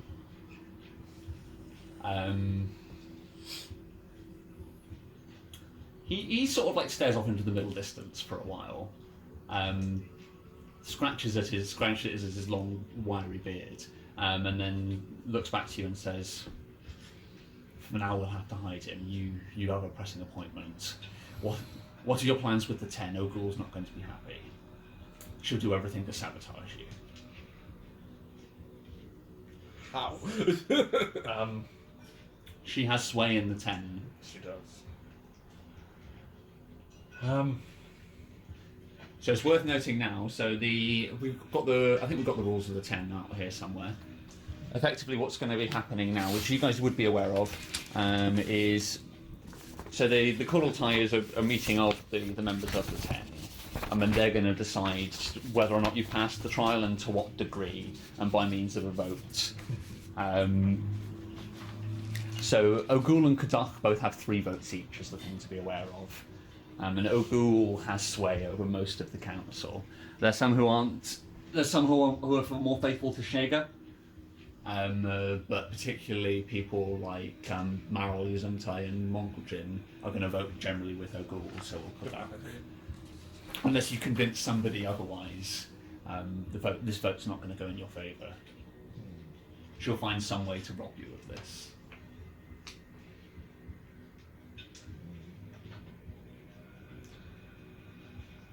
So, what's Yuzuntai and their allegiances? Yuzumtai and Marol will vote with Ogul. They always have.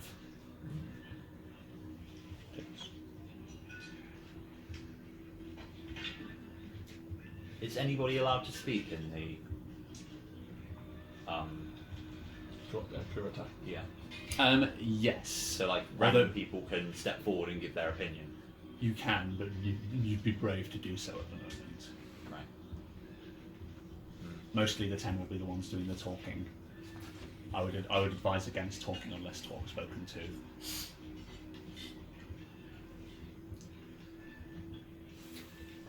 Well, it was Buntu, and who was the other one? Set wrote. Setrote. Sorry, how do you pronounce it? Set wrote. Setrote. Okay. Want to make sure I don't fuck up. Said So the only Set- one. Said. Said wrote, was it? Oh yeah, because Red coat. yeah, Set wrote. Setrote. Okay. Look, I don't know what actually happened to Buntu, but if I can maybe speak with my mothers and get their permission to speak, I might be able to dissuade Ogul, but it's going to be risky, and I'm going to be throwing my lot in with yours. We would be appreciative. Okay. And then I'll run out and see if I can catch Meryl and Yuzumtai. Okay, so you can dash off and do that. So as Weesh dashes off to try and find her mothers. So just so we're clear, Buntu and Setrote are still out there. The only one who's dead is Nuck. She would then try and say that we haven't succeeded because not a full party has returned. Is that what I'm imagining? That wasn't part of the Right. petition, I don't think. When is that You happening? could just go. Oh, you're right. separate Of course, yeah. I Yeah. take it. I listened. You can just go off on your own. Yeah, I he listened. like Charlie says, like that's logical, but she won't see it that way. All she'll see is her son abandoned out in the fields. Is it bad to tell that she's leaving? But then we told Weiss that we said that. He's dead. Yeah. No, Weiss is part of the lie saying that he's gone. Exactly. Weiss knows that he's dead. But what I mean is, if we were to spring it that Weiss is, if we were to then change it, saying, okay, he is dead, that is the way things are, as opposed to, like you say, because she'll just see that we abandoned him instead. It's almost better. I'd almost say it's better that he died fighting heroically. That's what I've been thinking from the start. Because otherwise, she could send us back out to find him, and I don't feel like searching for a dead body. How bad would it be if people knew that she left a weapon for her son? You A could tell weapon? her father. And this is meta, Yeah. meta talk. I think that's something you would share with Johnny. He probably wants to tell you. He would say like a weapon. Okay. He says, "Where did you find this?" And he like takes it off you and begins looking over it. And like he takes off the bindings that Weiss puts on the weapon to inspect it more closely and looks at the charms hanging from it. This is clearly Ogul's handiwork. Where Bootu dug it up. As soon as we got out of town, as soon as we were out of sight, Bootu dug it up. He like hands it back to you, Din, and says, "This could be a chance, any opportunity to sway Ogul's influence. You need every little bit of help you can get. You can probably still hear some like in the distance. You probably hear a group of people walking up the street towards where the coral tie is, and you hear in the distance, "Wyvern, Wyvern." And he's like, "You have some sway right now. If you play your cards right, this could go very well for you, but it could also go very badly." I think we need to tell him that. I think we need to admit that he's dead. I think that's the best, because there's no way that she's not going to take it either way, but whereas we're at least closer to the truth if we just say he is dead. He died like a fighting warrior. a wyvern. Died like a warrior fighting a wyvern. Yeah. Okay. So you guys gonna head off to the coral tie? Yeah. Shall we go and live in Southbound? Here we go. Coral tie. Coral tie, bitch! So you guys begin filing out of the tent. Run just as you're about to exit the tent. Like Charlie grabs you by the elbow and lets the other two walk ahead slightly, and then he says, "If this goes well for you and you're given the opportunity to fight for a position in the 10, go gently. We do not want to grab power here. It won't end well for us. We'll talk more later." And he walks past you out the door. Okay, fine. Obviously, didn't hear that, but I am offended by this. Okay, fine. Okay, cool. So yeah, Meryl. Roll. So on the way there, when I'm out of sight, I've dismissed my weapon and resummoned it as a core staff. Oh, nice. Okay, cool. I like it. So roll a athletics check for me. Let's say if you can run to Meryl and Yuzuntai faster than they can walk to the. That is not my strong suit. You know whose strong suit that was? Oh, it's 14. I've got a -1. So ironic. You run and all of us start crying. Okay, I'd say with a 14 it's a success, but you just succeed. Like you run towards where Ogul's tent is, and then you see Meryl and Yuzuntai walking together up towards Ogul's tent. They're pretty much at the opening to the tent when you reach them, and you manage to grab Yuzuntai's elbow. Yeah. What do you say to them? So I say, Mothers, in regards to what was found, my patron has given me a message, and I point to my eyes. Right. And then I say, I need your permission to speak with your backing in the coral tie. Okay. Roll. Like Yuzuntai just immediately says, "Okay, daughter, I trust you." But Morale's going to take some convincing. Okay. It's a 14. Wait, no, it's not. It's persuasion, isn't it? It's 17. 17. Okay. Morale squints at you and she says, "Are you sure, daughter?" It's risky, but I know that from what my patrons showed me, I need to throw my lot in with theirs. Whichever way it goes, that's the way it'll have to be. Okay, she squints and says, "We're still the only ones who know. let's try and keep it that way best we can. We will do. Okay, yeah, and then she files in with you. Do you just head straight into the Kurultai with them? Yeah. Okay. So I think, like, compared to most, you head into Ogul's tent, and it's sort of like a long. The first area you enter into is like a long sort of dome, cut-out dome which stretches out like a long corridor with tables running down either side. And this is where, like, general people. There's two long tables, which file the whole way up the side of the corridor up to where the end hall is, where the ten sit. And with chairs with a bench sat down either side where people would sit for the feast. You can see food has been laid out rather hurriedly. There's probably still people rushing around with like wooden plates, sort of slapping it down on the table, slapping some potatoes on it, and then moving to the next spot. Yuzuntai and Maril would head up to the top, and there's a large sort of curved table where the 10 would sit, and they take their seats. And you see most of the other members are already in attendance, other than Charlie, who's still approaching with the others. Everybody's sat. You can see Ogul sat in her chair, still very clearly quiet rage bubbling beneath the surface. She hasn't said anything yet, but she just sat, her eyes locked on the opening to the tent where the other members are going to be entering. I mean, there's sort of like an eerie silence in here. Usually a Kurultai would be a lot of cheering, drinking. There'd probably be somebody playing music, and there's probably somebody stood at the side with a fiddle, but he hasn't plucked up the courage to play a single note as of yet. And everybody's sort of sat silently in their positions, waiting for the party to arrive. Are you going to do anything in preparation for the group arriving? No, I think.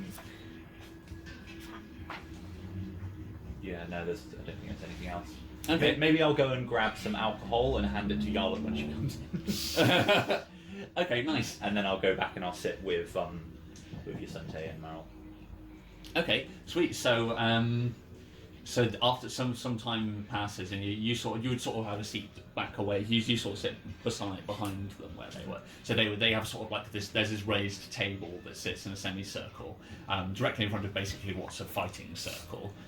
If diplomacy fails, people very regularly end up in the centre of this arch table fighting instead of actually talking about issues.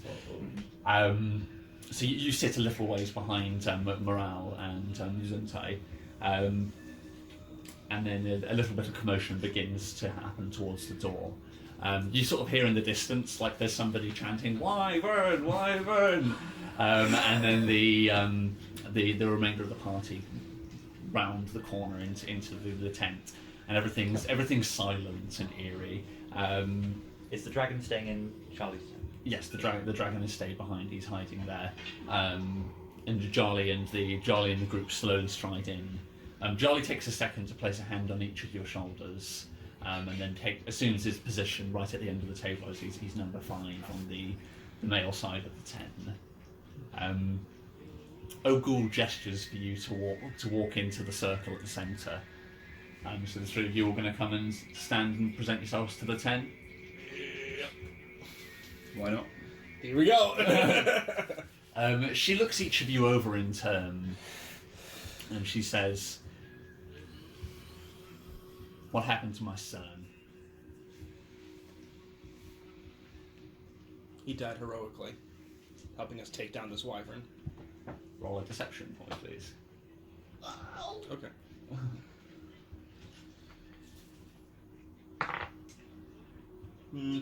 9 plus deception plus 3, 12. 12. I think she's aware that she's probably fairly aware that Butu's never done anything heroic in his life. And she like squints at you, saying that. But then you notice she like turns and she squints at She casts an icy glare at Charlie, and then back to the group. And she says, "How did you kill the beast? The three, it shouldn't have been possible with just the 3 of you." Well, we had other help as well with our other comrades. That said, we had Butu, we had Nook. Raise that. There would be like one guy in the crowd just audibly like laughing. And she says, "So you downed him with... How did you arm yourselves? What weapons did you use? Did you trap it?" So So How I was this produced my creature vulture felt? pick.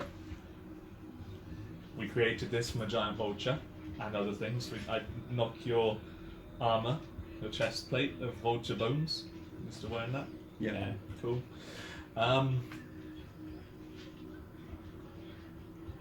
Just outside matter a second. Mm-hmm. We used the fire. Would that be frowned upon? That's fine, isn't it? It was- I'd imagine It's the fact that I use magical fire. Yeah, but So I got it. But yeah. we But a lot can of we the can say damage- it was our fire breath and the oil. it was the oil. Yeah. So, and the wyvern would be covered in like burn marks. Yeah.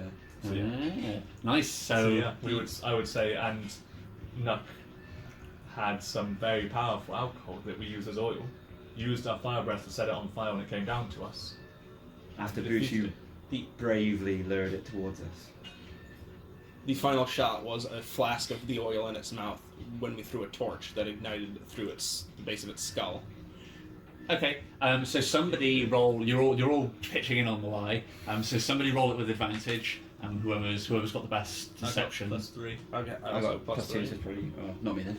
Right. Let's see how what else. I believe in you. I believe in me. Okay, so 19. That's 22 already. Oh, How was that? You said plus 3. Yeah, 19 plus 19 2. plus 3. So 22. 22. What did you say? Oh no. That's Let's a see if 22. you crit. That's definitely a crit, not all in one. Yeah, so 22. 22. 22.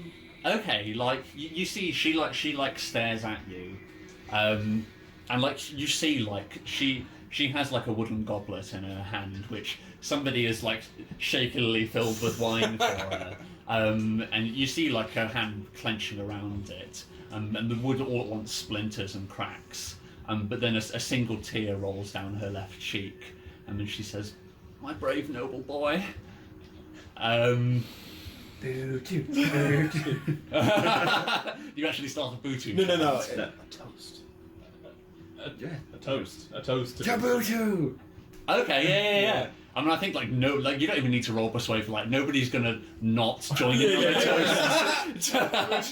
So yeah, I think you do that, and like all at once the room erupts with Tabutu, and the goblets are flung into the air. Like wine is spilt in every direction, and she falls solemnly quiet, and then she looks over you each at once, and she says, "Tell me of my boy's final moments."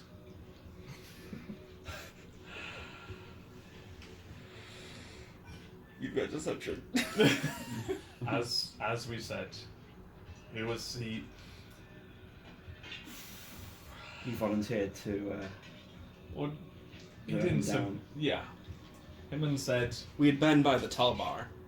We were trying to catch food and lure some easier game to the waters when a shadow appeared over the forest and wolf spiders suddenly rampaged through our makeshift camp. It was chaos. We had to run everywhere when the wyvern appeared. Most of us dove for cover into the forest, but Buntu decided to stand on the edge of the beach and lure it down for us with a terrible roar. When he descended, we all sprung out at once to try and get it, but wyverns are huge. It started lashing out with teeth and claw. At one point, it nearly grabbed me, but he shoved me aside to rescue me from the jaws of the beast. He always was a stupid boy. I love that he's basically getting credit for everything Nuck did. Sorry, Nuck. Fucking R.I.P. Nuck. Nuck died a bitch! After- He died to somebody. He tried to run away and got killed by wolf spiders. She says, like you've They already, wouldn't be able to catch you've already, I'm not going to get you to like repeat the section. Like this is just an alliteration. This is just an expansion of the previous lie. So she believes you, but she asks you one final question. She says, "Where's my boy buried?"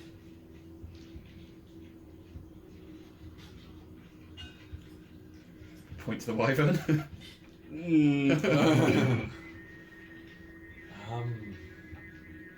Okay, can I roll a history check? Are orcs huge on burials? Or would it be more like give their body back to the earth? It's the latter. Like, so long as with this roll a religion check. We'll see how much you know. Then you can roll this with advantage because it's your religion. You would know what she would be expecting of this. Come on, buddy. Wow, I crit. Fine. +5. For the win. Okay, you probably would have. Is that shocking? You probably would have learnt it as before coming to the town, if you know what I mean, or as like as part. As soon as you got to the town, you would have done as much research to acclimatise. Like, so long as you were given some sort of burial, there wouldn't be traditionally an orcish funeral. Like, you know, there wouldn't be like a headstone. Like the place where they fell, you would upturn the earth, place them in, and then just bury them there and there. Maybe leave a weapon or something like that. But it would be a very simple soldier's burial that she'd be expecting for him. I guess at the town bar thing. Not Yeah, so, so- too, but So we buried him where he fell at the Tal Bar, so beside the cool waters. She nods gently and says, "I'll have you leave me there." And she gathers herself slowly and says, "But there's more pressing matters of your trial." I think you've convinced her strongly enough that she's actually going to give you her vote.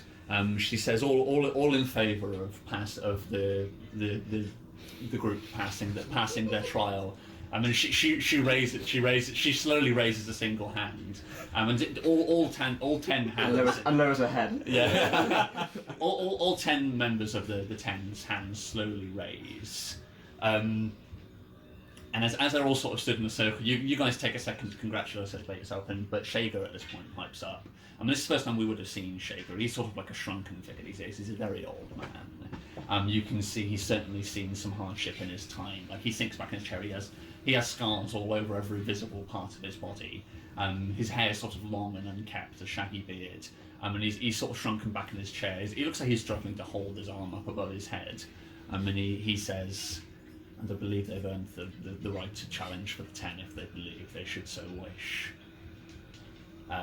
All in agreement, and he keeps his hand up.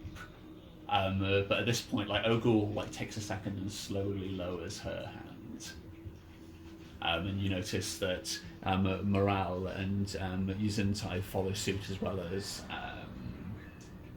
Mogul'jin would do the same. so they all bring their hands down. Mm-hmm. But we still have more votes in favor, right? Then do we? We're tied now. But theirs count for 3. Yeah. Yeah, Yeah. but the first man still has his hand up. So all the men still have it up, are you saying? All Well, women the don't? only ones that have lowered so far are women. Yeah. Every woman besides the second woman has lowered, but all the men are still up, which means, I think- assuming so none of what that happened? changed, we still Yeah, are. I think, but Ogul would stare over at Kadaki, just stand there with his hand up in the air. He's fairly emotionless blob. Kadaki's a bit of a stat. He's a little. Are they hard. married? I forget. They kind of like. Most people assume Butu is his, Okay, but yeah. it's never sort of been officially signed. Like, I would say, like, Kadach is. Din, roll a perception for me quickly. A man of Odo. 12. Okay, with a 12, this is the first time you'd notice it, as you're sort of like panning around the group, of everybody with their hands up. Like, Kadach has his eyes locked on you. I mean, he hasn't broken that stare since you've walked in. Okay.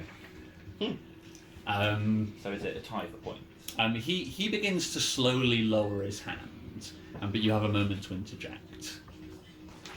Can I wrap my staff on the floor to try to bring attention to me? 100% you can, yeah. So I do that dramatically and walk and stand in front of Yuzuntai and Meryl, and I address the crowd and especially towards the ghoul, and I say, "I've been given permission to speak on behalf of my mothers. Now, these brave souls have completed their coral tie, and I believe in the efforts that Buntu put forward. It would be fair to say that Buntu also passed his coral tie. That we can remember him. If Buntu were here, he would be given the right to challenge. He's the son of the head. Now, if we're saying that Buntu passed the coral tie, I think it is only fair that you allow one of these to be given the right to challenge. And I want to cast a suggestion on On who? on Ogul. On Ogul, okay. Okay, so tell me, read to me the text of suggestion. You suggest a course of activity limited to a sentence or two. Magically influence a creature you can see within range that can hear and understand you. The creature can't. If a creature can't be charmed. The creature can't be charmed if they're immune to this effect, and the suggestion must be worded in a manner as to make the course of action sound reasonable. Asking the creature to stab itself, throw itself into a spear, kill itself, yada yada, is unacceptable. Target must make a wisdom saving throw, so that'll be save versus 15. On a failed save, they pursue the course of activity to the best of your ability, and it can last up to 8 hours. Do they know at the end of it? No. Okay, I so they think it was their idea. Mhm. Okay, roll 2 things for me. So we'll roll for Ogul, and I'd also like you to roll a persuade because you actually did for the rest of the room. Yeah. And can I have a d20 from somebody? Oh, yeah, sure. Oh, thank you. So Ogul's save is she crits. Wow! Can I inspiration or something? I don't know. Not from their save, no, Okay. Unfortunately. But you can be convincing to the. To It the just remainder means of she the doesn't room. get suggested, though. Your Yes. words still might move her. Do you want it? That is a 12 plus 7, 19. 19. So like you see like there's a second where you like lock eyes with Ogul, and her eyes begin to sort of like slowly turn slightly purple, but she sort of like squints and shakes her head, and then the room sort of falls silent because Kadach has shoved his hand back up in the air. And he's got a big grin across his face. And Kadach, who never really ever says a word, he's usually just a statuette of a man. He grins and says, I want to fight a dragon.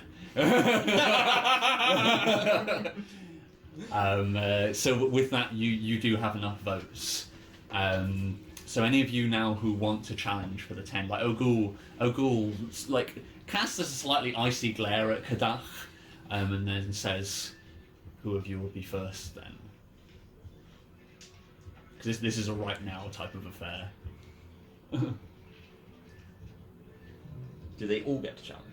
They can if they want. They all have the choice. None of them have to take it. You can challenge anybody in the 10. Din steps up. Okay. So is Din going to step forward? Yeah. Who? So Din immediately strides forward. And who do you point at?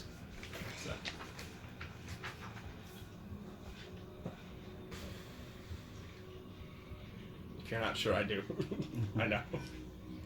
Who would you say? I know who I'm going. Not for you, for me. Oh, right. Go for Shagga. I've got it.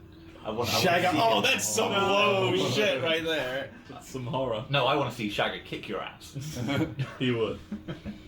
He's the one who got you this vote as well. I'm tempted. I mean, it's suicidal, but I'd be tempted to go for. You will get. Kadach. You're gonna It's get not effect to the death, is it? It can be. So if Kadach decides to kill you at the end, like it's not supposed to be a fight to the death, but deaths happen in these fights. But it's not traditionally to the death. Me, I would go for third man. Din would maybe go for Kadach. I'll give you. I would say because it's you're going with the character. So for Din, you would get. Let's call it 3 inspiration if you decide to go for Kadach. I'll bribe you into it as well if you want. But he is formidable. Roll a. It'll be. Oh, we're doing. Oh, I've got 50 minutes. Nice time. Roll a. What would this be to size up an opponent? It's not really insight or investigation. That's Um, maybe perception. 10 past 2. I'd say insight would work. And yeah, I say Go for insight. Yeah, roll insight. Let's see if you fail chances against Crit. Crits. Okay. So that's 23. That dice is critting like crazy today. Okay, let's have a quick peek then. So, I'll give you the information you need. He's level 20. He's actually a dragon polymorphed into a human. He's got a shotgun. So he is. I just thought if I challenge him and then I whip out the mace. Ooh, that'd be a thing. So he. How many hit points do you have? I have 40. 40 hit points. So you know that he No, where is it?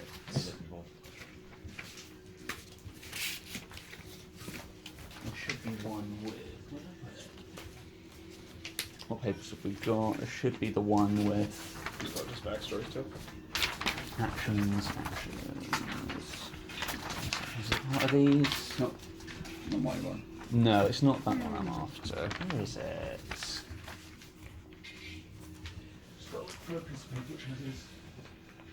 Ah, here it is. You know that he wields a weapon called the Blade of Wrath. Cheers, Steve. So I'll describe it to you. So, seeing is this is probably what you would know the most about.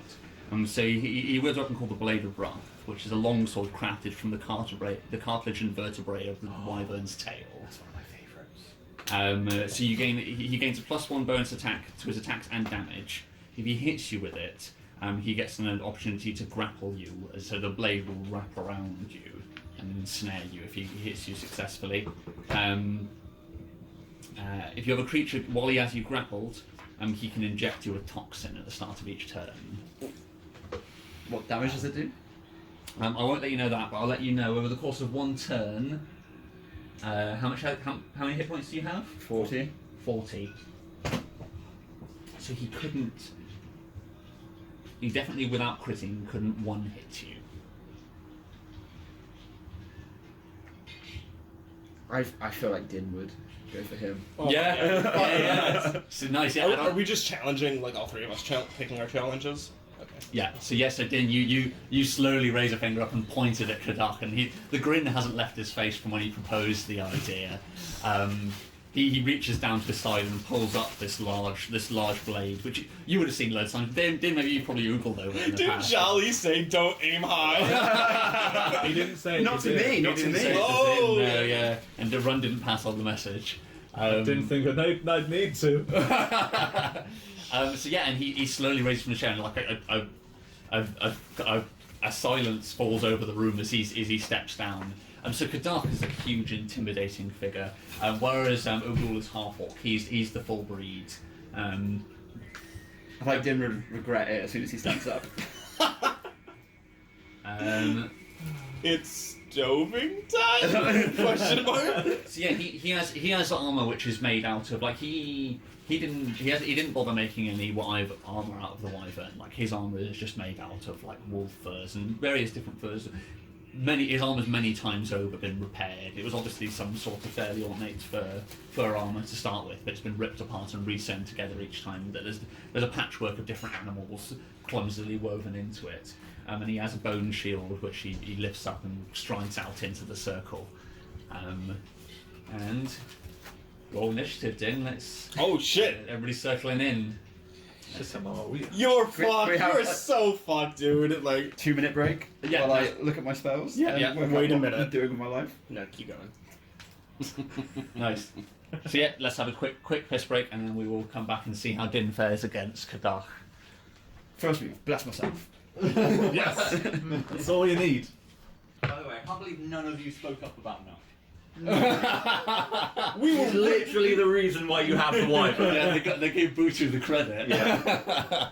It's in our hearts. We know Nuck.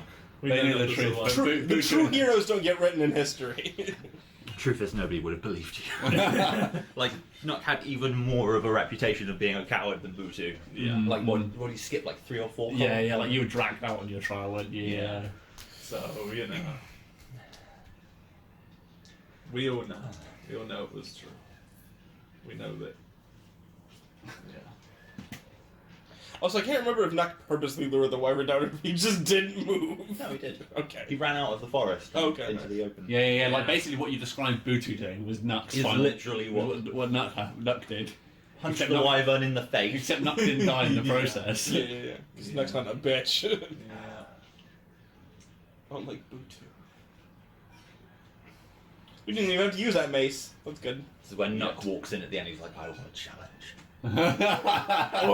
I'm here for my spot.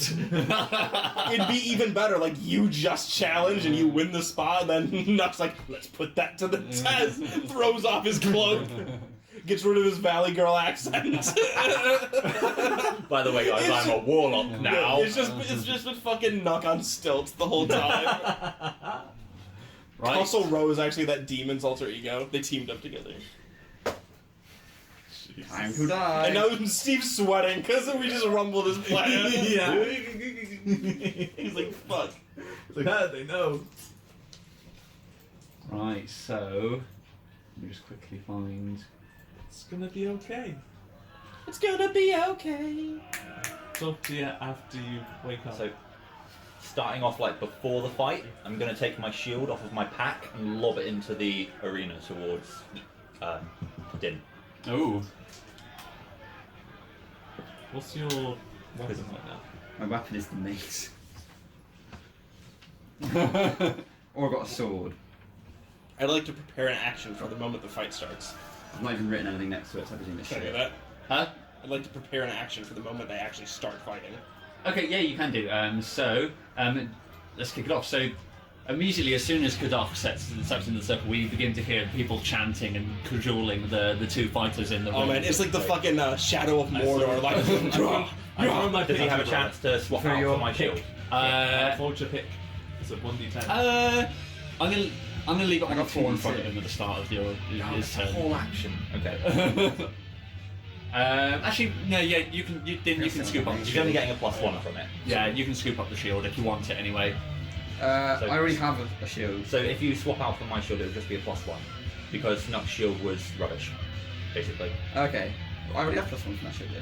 So shields are usually a +2 to AC. Okay. So you'd get another +1 if you use weak. A +1 to what I have now? Yes. Yeah. Oh, sorry, I thought you meant I'd swap out a +1 for a +1. Because No. Nux shield is essentially a bunch of bark strapped together with bombs. Yeah, Right? yeah, This yeah. is a proper shield. Yes, please. Yeah, so I lob that at you, and that's probably the only way I can help you in the fight. Okay, so Yeah. it pats down into the dirt, and Kadaf looks at you, Whis, and then looks at you, Dim, and says, "It won't help you. Prepare yourself, monster." And so each of you, Racism! I get each of you to roll roll up your initiative. Oh,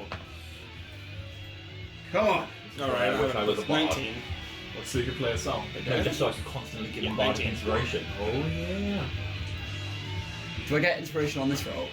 You can if you want. One minute. You can spend it on it if you want to. Sing the song for my maiden. 14. So Kadaf rolled a 7, Woo, okay. and anybody who thinks they're going to get mixed up in it can roll as well. Yeah, I'm on my You might as well I all, might as well get all involved. get involved, yeah. I'll roll in, but I'm probably not going to do anything. Well, Yeah, it's much harder to interfere with actions because you're not supposed to interfere with the actual fight. Yeah. Right, Five. so Din, what did you get? 14. He got a 7. Whis, 12. Yala, 19. Run. 5. Got you back, buddy. brother. Slowly. Slowly. I am now the fastest one in the group. Now that Nuck is no longer. Wait, you were. Well, I know I was. Technically. But I was going to be slower again when he did his plan. Yeah. You were walk speed, you were faster, but Nut could Triple dash, yeah. Fucking ridiculous. So yeah, so these two hulking figures stand in the centre room. Probably the two most intimidating looking in the room, depending on what condition Run's in right now. I'm full. So that they stand as opposite one another. And so Yarlet, whilst they're staring down, you're actually the first one to act if you want to interfere in any way. Yep. Phantasmal force. So this would be, you can't just cast this silently, I don't know. Like somebody's probably going to see you casting Phantasmal Force. Sure, but I would make it look like, because most people here don't know jack shit about magic. So I would almost make it look like a sneeze or something. You know what I mean? Right. Like I'm not sure exactly what the even if I have to go like ha, you know what I mean? But it'd be like ha, Right, okay. because no one else is gonna see the phantasmal force. It's only onto him. Right, okay. You'd have to roll a stealth to disguise the fact that you're casting it. It's an illusion within his mind, and it's verbal, somatic, and material. So So yeah, you'd have to say a magic word effectively. It's somatic. Or verbal, sorry, because it's verbal, sorry. it's in So it'd terms be, of the way that it's sort of outlined in the rules. Basically, unless it specifically says within the spell, then it's not super evident that you're casting a spell, Right. unless, like, I would say if there was somebody else that was trained in magic, they could probably tell. That's but- what I'm thinking. There's a couple of people around who might, so you'd be looking to beat their perception. Because the thing I'm thinking is that there is actually abilities later down the line that you'd have to take to give you silent casting. If I remember correctly. Yeah, there can be. That's specifically for whatchamacallit. Rogues can do it, can't they? Is it rogues? I know that it's sorcerers. Yeah, there's a few different abilities that would give you silent casting. Yeah, So. but that allows you. The other benefit of that is that allows you to cast, say, if you were like bound, like you don't have to say anything at all. Am I rolling stealth or deception? It'd be stealth. Okay, 17 then. 17. 19. Okay, nice. So yeah, so the sort of the ruckus of the crowd is enough that you're able to gain advantage. So what are you? Did you actually use the word din then in Yeah. the din of the crowd? So yeah, you're able to cast it. So what's the effect again for him, and what are you making him see? So does he have to make a check, or does it just work? Yes, he needs to make an intelligence saving throw. Intelligence. His Yes, sponsors. yeah, I know. That's why I thought Phantasmal Force might be good. So he's rolling this with a -1. Great. Oh boy. It's the latter thing. He crit fails. Great. Yeah. So, as they begin to fight, because he is an orc, from behind Din rises the fiery figure of Udo, Right. who like stands over Din and like stares right at what's his name? The big one. Kadak. Yeah, stares right at Kadak and just says, Okay. Interesting. Very interesting. Okay.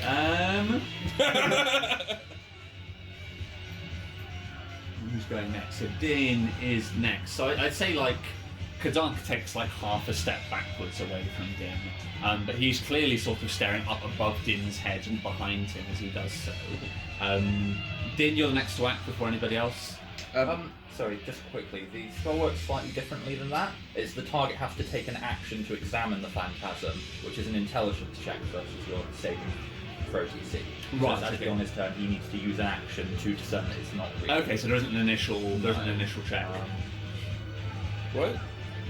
No, and target must make an intelligence saving throw. What is that? At the very start.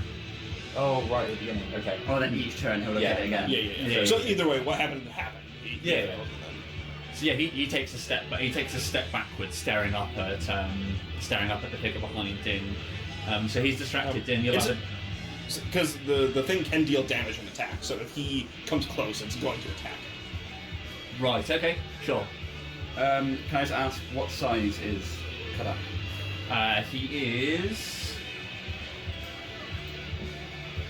Well, he'll be medium, I think. Yeah, I imagine so. Yeah, he's a medium humanoid. And what happens if he's restrained? I'm looking at ensnaring strike, which restrains an environment. Ooh. What would that? We've got restrained on those statuses now, Conditions right here. so you can see them there. Cool. Thank you. Oh, that's not it. That's the fumble table. It's restrained on there. Yeah. Pretty good. Pretty good. Okay. So for my first go, I will use Vow of Enmity. Okay. Gain advantage on attack rolls against creature for 1 minute until it drops to 0 hit points or falls unconscious. That's my bonus action. Okay. And then I will mace him. Okay, so you go running up to him with your mace. So he's like staring just above your head at something. And he says how, and then you bring your mace down towards him. So roll with advantage because he's distracted.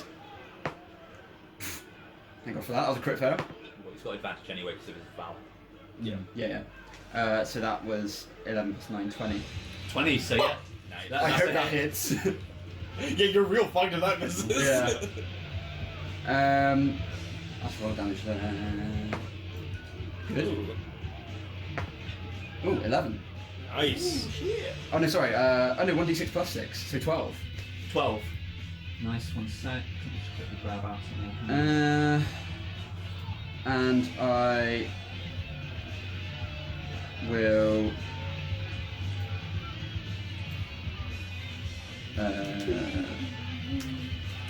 So Can I use Divine Smite now? Sorry. Yeah, you can use it now. What you can do as well is you can roll both attacks to see if you crit on either of them. Yeah. And then you can decide how you spend your spell points. Oh, so I can do my bonus attack now. Yeah. So your extra I go roll for my bonus attack. So how does that work if he's already used a bonus action on this turn? Because he used his mana. Sorry, it's No, extra it's attack. extra attack. Extra So he's attack. got his Not- 2 attacks. not bonus, Cool. yeah. So that's his action, then his bonus action is foul damage. Cool, fine. So he's not doing an extra attack. So as a advantage. 'cause So of yeah, your- so 16. Does that hit? Yes, it does. Oh, You've got advantage anyway. Yeah, so so see if I it's crit. 20. No. So that would be 7 damage. And then you can choose if you want to spend a spell point to increase the damage. I would Yeah. burst this dude. On both of them. Burst this dude. If you're now Yeah. Yeah. 2 lots of Divine Smites on that.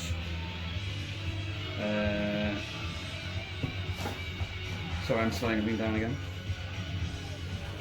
Is that on? It's on here. Oh, Okay. it was on here. Divine Smite is there. So depending on which spell slot level, it'll change the.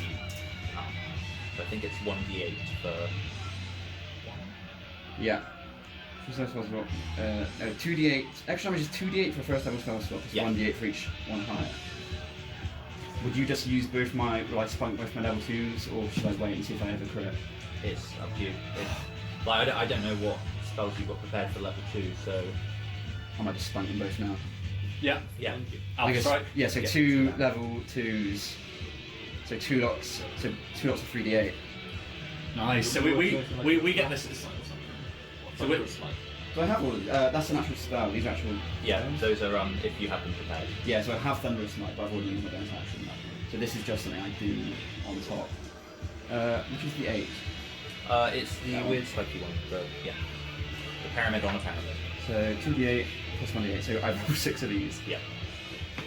7. 4, so that's 11. 8, 19. 3, 22. 8, 30. 1, 31. Jesus. Paladins. Paladins for the win. Nice. So we get this from Kadak's perspective as he sort of like leans back and Udo raises up behind Din.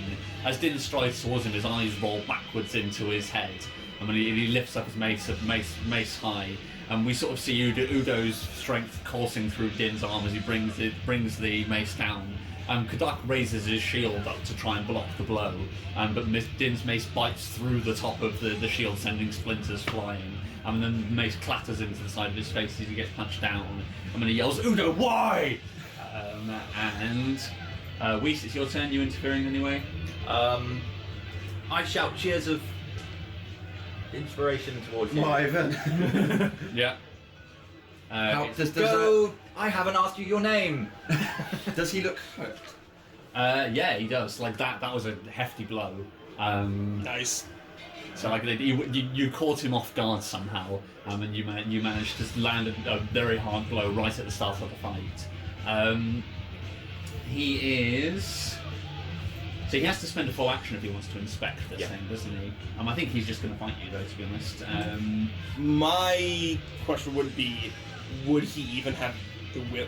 Like, as far as he's convinced, this thing is the literal god of orcs standing behind him, telling him that he's going to fail. Yeah, but there's also a god who would want him to be fighting right now. Yeah. He's the god of orcs. Like, if Okay. he did anything different, he wouldn't be following his god. True. At the end of this time, I'm going to see if anybody realises what's going on as well. But yeah, he's going to lash out at you then. So he whips across with his blade. Does a... Oh, I don't think it does. Does an 11 hit. No. So yeah, no, he lashes out on you, but you raise Whis' shield. If it had been a more slight shield, it wouldn't have absorbed the blow. But you bash his sword, his blade aside, and it's where it's sort of like loads of vertebrae linked together, like the vertebrae whip and chain. That's going way better than expected. Then next up it is Ryan. Are you going to do anything? I don't. Doesn't look like I need to right now. Okay, cool. I shout, "Wait!" Well, thank you. Right, There's only... Let me check how many magic users we have in the room.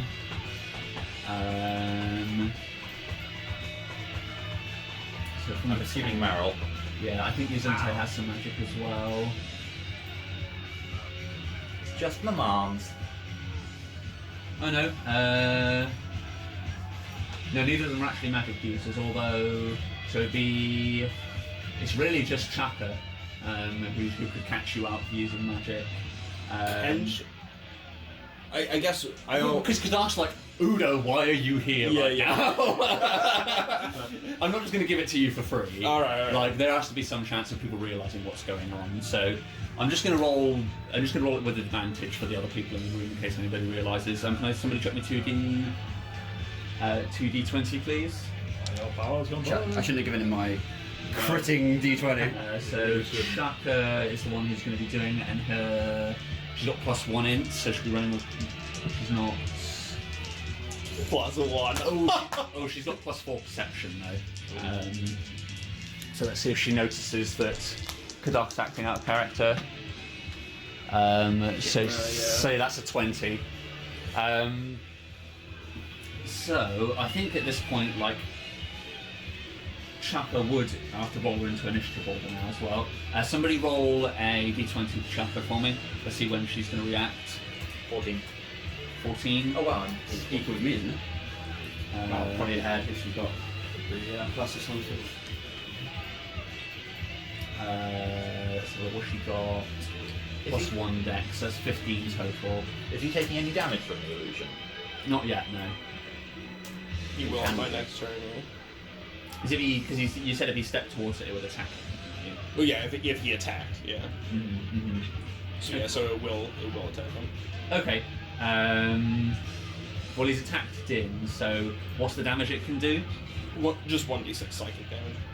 Okay. And Just a little extra. does that need to actually? There's no sort of resistance for him; it just does the damage. I hope this doesn't kill him. If he dies when I've not hit him. Well, no, because it'd be just like. Oh yeah, Yeah, so- aneurysm. Okay, yeah. So roll up your d6. Woo! Victory! 1. Okay. Hot one. Thank you! Nice. Okay. Cool. So then Chaka's. So she's behind you in initiative, Yala. Roll perception.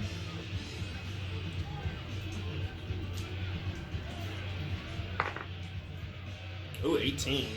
Or is it just dispel magic? Oops. 18, did you say? Yeah. So you see her like putting 2 and 2 together, Yeah. and she begins to like turn and look at you. How would she? I'm not sure because once I cast it, it's just. You're like one of the only magic casters. She didn't cast it. Yeah. So you're the only other person in the room who casts magic. Also, just for a little backstory, I think I rolled this before, but I'm well aware that most of her magic is like smoke and mirrors, right? Like her blessings and all that she stuff. does a lot of that sort of stuff. I wouldn't necessarily say it's all smoke and mirrors, but a lot of what she does is like scattering bones and that sort of thing. Like the stuff she gets up to on a day-to-day basis. You wouldn't probably have seen her casting any magic. Okay. But you don't know that she's not in any way inherently magic. Sure. And I can tell you she does cast spells. So you get to act first though, but you see there's this moment where she's like turning towards you, like eyes wide, and you can see the cogs going round. You have a chance to interject something. She's going next. So. What do I want to do though? Why?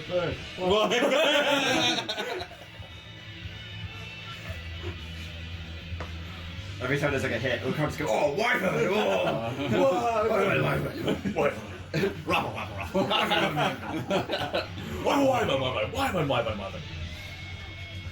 Wyvern! Just to give Matt some more thinking time, can I ask, did Ogul, did she react to my attack? What do you mean? Sorry, me using the mace.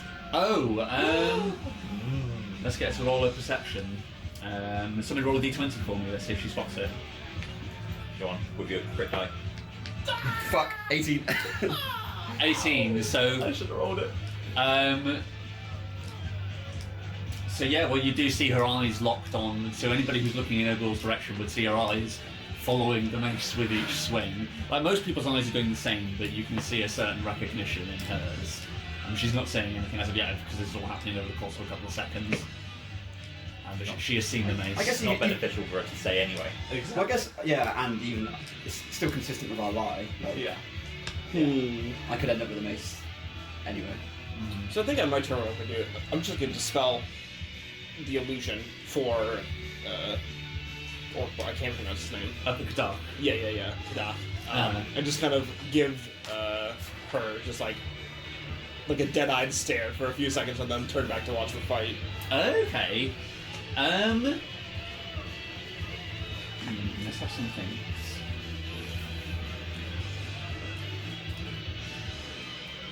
How would we decide this?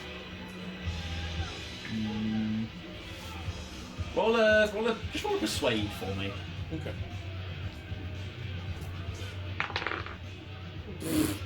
I'm gonna spend an inspiration because that was a crit fail. Okay. Well, then you can't. I thought it was. Oh, I thought we said you couldn't crit fail. We need to make a decision on this. You said earlier you couldn't, and it was only crit fail if it's in battle. Yeah. what was? Yeah.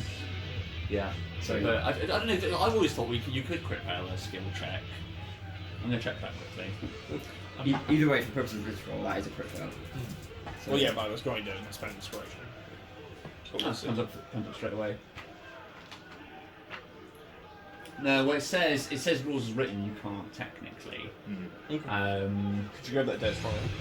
But it's whether we want to use it as a balancing measure for the fact that you have 10 inspiration to spend is the thing. Yeah. So it's a quick discussion to have now. Do we think that we would want to cancel out? Because I was running it on the basis that you couldn't previously. So that's- Okay. I think by the nature of crit fails, I do think I'd want it to be re-rolled. Yeah, because otherwise you'd never crit fail anything. I think it negates the fact that you have multiple to spend now. It would negate. So I think we have to have some sort of balancing measure. So no, I think that is just going to be a crit fail then. Okay. So on her turn, Chakak's next. She stands to her feet and yells, "They're cheating!" and points out into the centre of the room. Somebody roll a persuade for her, because this is in the middle of a rather high octane fight. She might not even gain 13. attention. 13. Who's she pointing at? Just into the centre of the Oh, room. wyvern. She's pointing at Din right now. But she says they're cheating. And I think Ogul's got eyes locked on the mace, so I think the two together are enough that Ogul stands to her feet and yells, "Stop!" And so Din, you're sort of stood over Kadak with him there with like a bloodied nose, basically cowering at this point. I mean, everybody freezes and looks at Ogul. Let's have a look. You are next in initiative order, so you don't have to stop. But that's what's happened around you. Is the room has come. Oh, Din's in stove mode though. So the Powering, you say? so he's on his back, sort of like carrying over you. But Ogul has yelled stop, and everybody is frozen and is staring into the centre of the ring. Just mace. You're gonna keep swinging. Mace. Yeah. Yeah. Keep attacking. So yeah. So roll your attack. That is a 19. That hits. Yeah. Advantage, remember. Yep. Oh yeah. See. Great. That was a crit fail, so no. And then I will also I'll roll for my extra attack now as well. Yep. Double mace. 20. Well, that's a crit then, yeah. You can't. Unnatural. Oh. So they're both 20s. Okay. Yeah. Roll damage. I will double divine smite again. Nice. This first level now. Yeah, they're both first level. So 2d6 for damage. So 7 and then 10. 17 for the regular mace hits. Yeah. And it was d8, wasn't it? 48. 48. Jesus. Fucking blitzing this dude down. 7, 11, 16, 22. Okay, so this is now very important and a great place to finish. So Din, Ogul yells stop and everybody falls silent. You get to choose because it's your damage. Are you dealing deathly damage or not? Or are you knocking him unconscious? Unconscious. Okay, so yeah, she yells stop and he turns to look at Ogul. And as you're doing so, you just plant him on the side of the face with your mace. And he just goes completely limp on the floor and falls unconscious. And the room just falls silent. Everybody stares in. O'Ghoul sort of stood pointing at them, a mouth agape, but Kadach a bloodied mess on the floor. Chaka's still stood where she was previously, pointing out in an accusatory position. And I think that's probably where... Din, you get the final moment. As Din sort of looks up towards O'Ghoul, what's the expression on his face before we cut to the credits? A grin. So Din grins as the room stills. By the way, Din thinks that the cheating is the divine smite. Because he Right. doesn't know about... Yeah. She can't prove it. She can't prove jack shit. That's fine. So Din thinks, I've not cheated, I've won this fair and square. Yeah. So in Din's mind, he's the new chief. Yeah. As you plant Kadark down, he falls unconscious. The room just stands completely silent as everybody stares in at you. Nobody's sure what to take in. There's silence of the room. Does Din say anything before we pan? Yeah. Just in the next room, Din calls out, "Yeah! Why?" And with that, the credits roll. Oh boy. Dun, dun, dun. Wow. No damage. So yeah, add an inspiration on for yelling as well. That's nice. I like that. Oh, tainted victory! Wow. No one will ever know. So there's going to be some good But bits. that, I would have struggled about that sweet 1 damage you did. I was expecting it more to intimidate him, but Yeah. he was apparently unfazed by seeing his literal god appear before him. Yeah. Wow, that was a thing. Nice, sweet. GG guys, that was fun. So we'll have to deal with that next time. So is Din or is Din not the new chief? Oh boy. And that was the one thing I did not expect from this. Yeah, for real. No, For you to win so easily, Yeah. 2 attacks and you blitzed him down. Yeah. That's some crazy damage. Like by encounter, like the difficulty of the counter, that should have been like a hard/deadly encounter. Like, But if he'd hit me, though, he would have... yeah, he would have fucked Yeah. you. Yeah. Well, because it's basically wyvern poison, isn't it? Yeah. He just does wyvern poison to you. You So. got so lucky with like every attack hit for like great damage, and then his bounced off your shield. My damage Can I rolls see are great, the, aren't they? Can I Yeah, see that the was perfect. printout for the wyvern? Yeah, of course you can. Yeah, What's I my- love that. I love that it was Whis' shield as well. Yeah. What's my experience? Oh, Jesus! Get experience for Kadach. Well, does Yardak get... Ron was in initiative. It was Whis' shield. Here you go. Which I also didn't need. No, you didn't technically, but narratively. I do need to get Void it, by the so squad. I'm gonna go ahead and bounce. Cool. If there is an experience, I'll add it next time. Yeah, cool. Good Yeah, enjoy good Saturday, Yeah, hombre. GG. Good to see you guys. See you soon. See you later. So let's work out. So there isn't any experience. Well, I'm wondering just whether to give it all to Din. I mean, he did. He was the one who did all the smashy smash, and they didn't. Give Din the experience and give us some extra inspiration.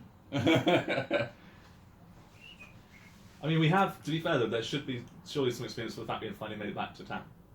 You have completed that quest. I think we'll deal with that next time when Matt's here, so we can divvy it all out. Oh yeah, you can only do it once. Let's just But make it's- sure it's the Matt ones doesn't that have count. any experience. Mhm. Nothing. See you later. Oh man, See you, buddy. you, Yeah. you need to take that sword off of him.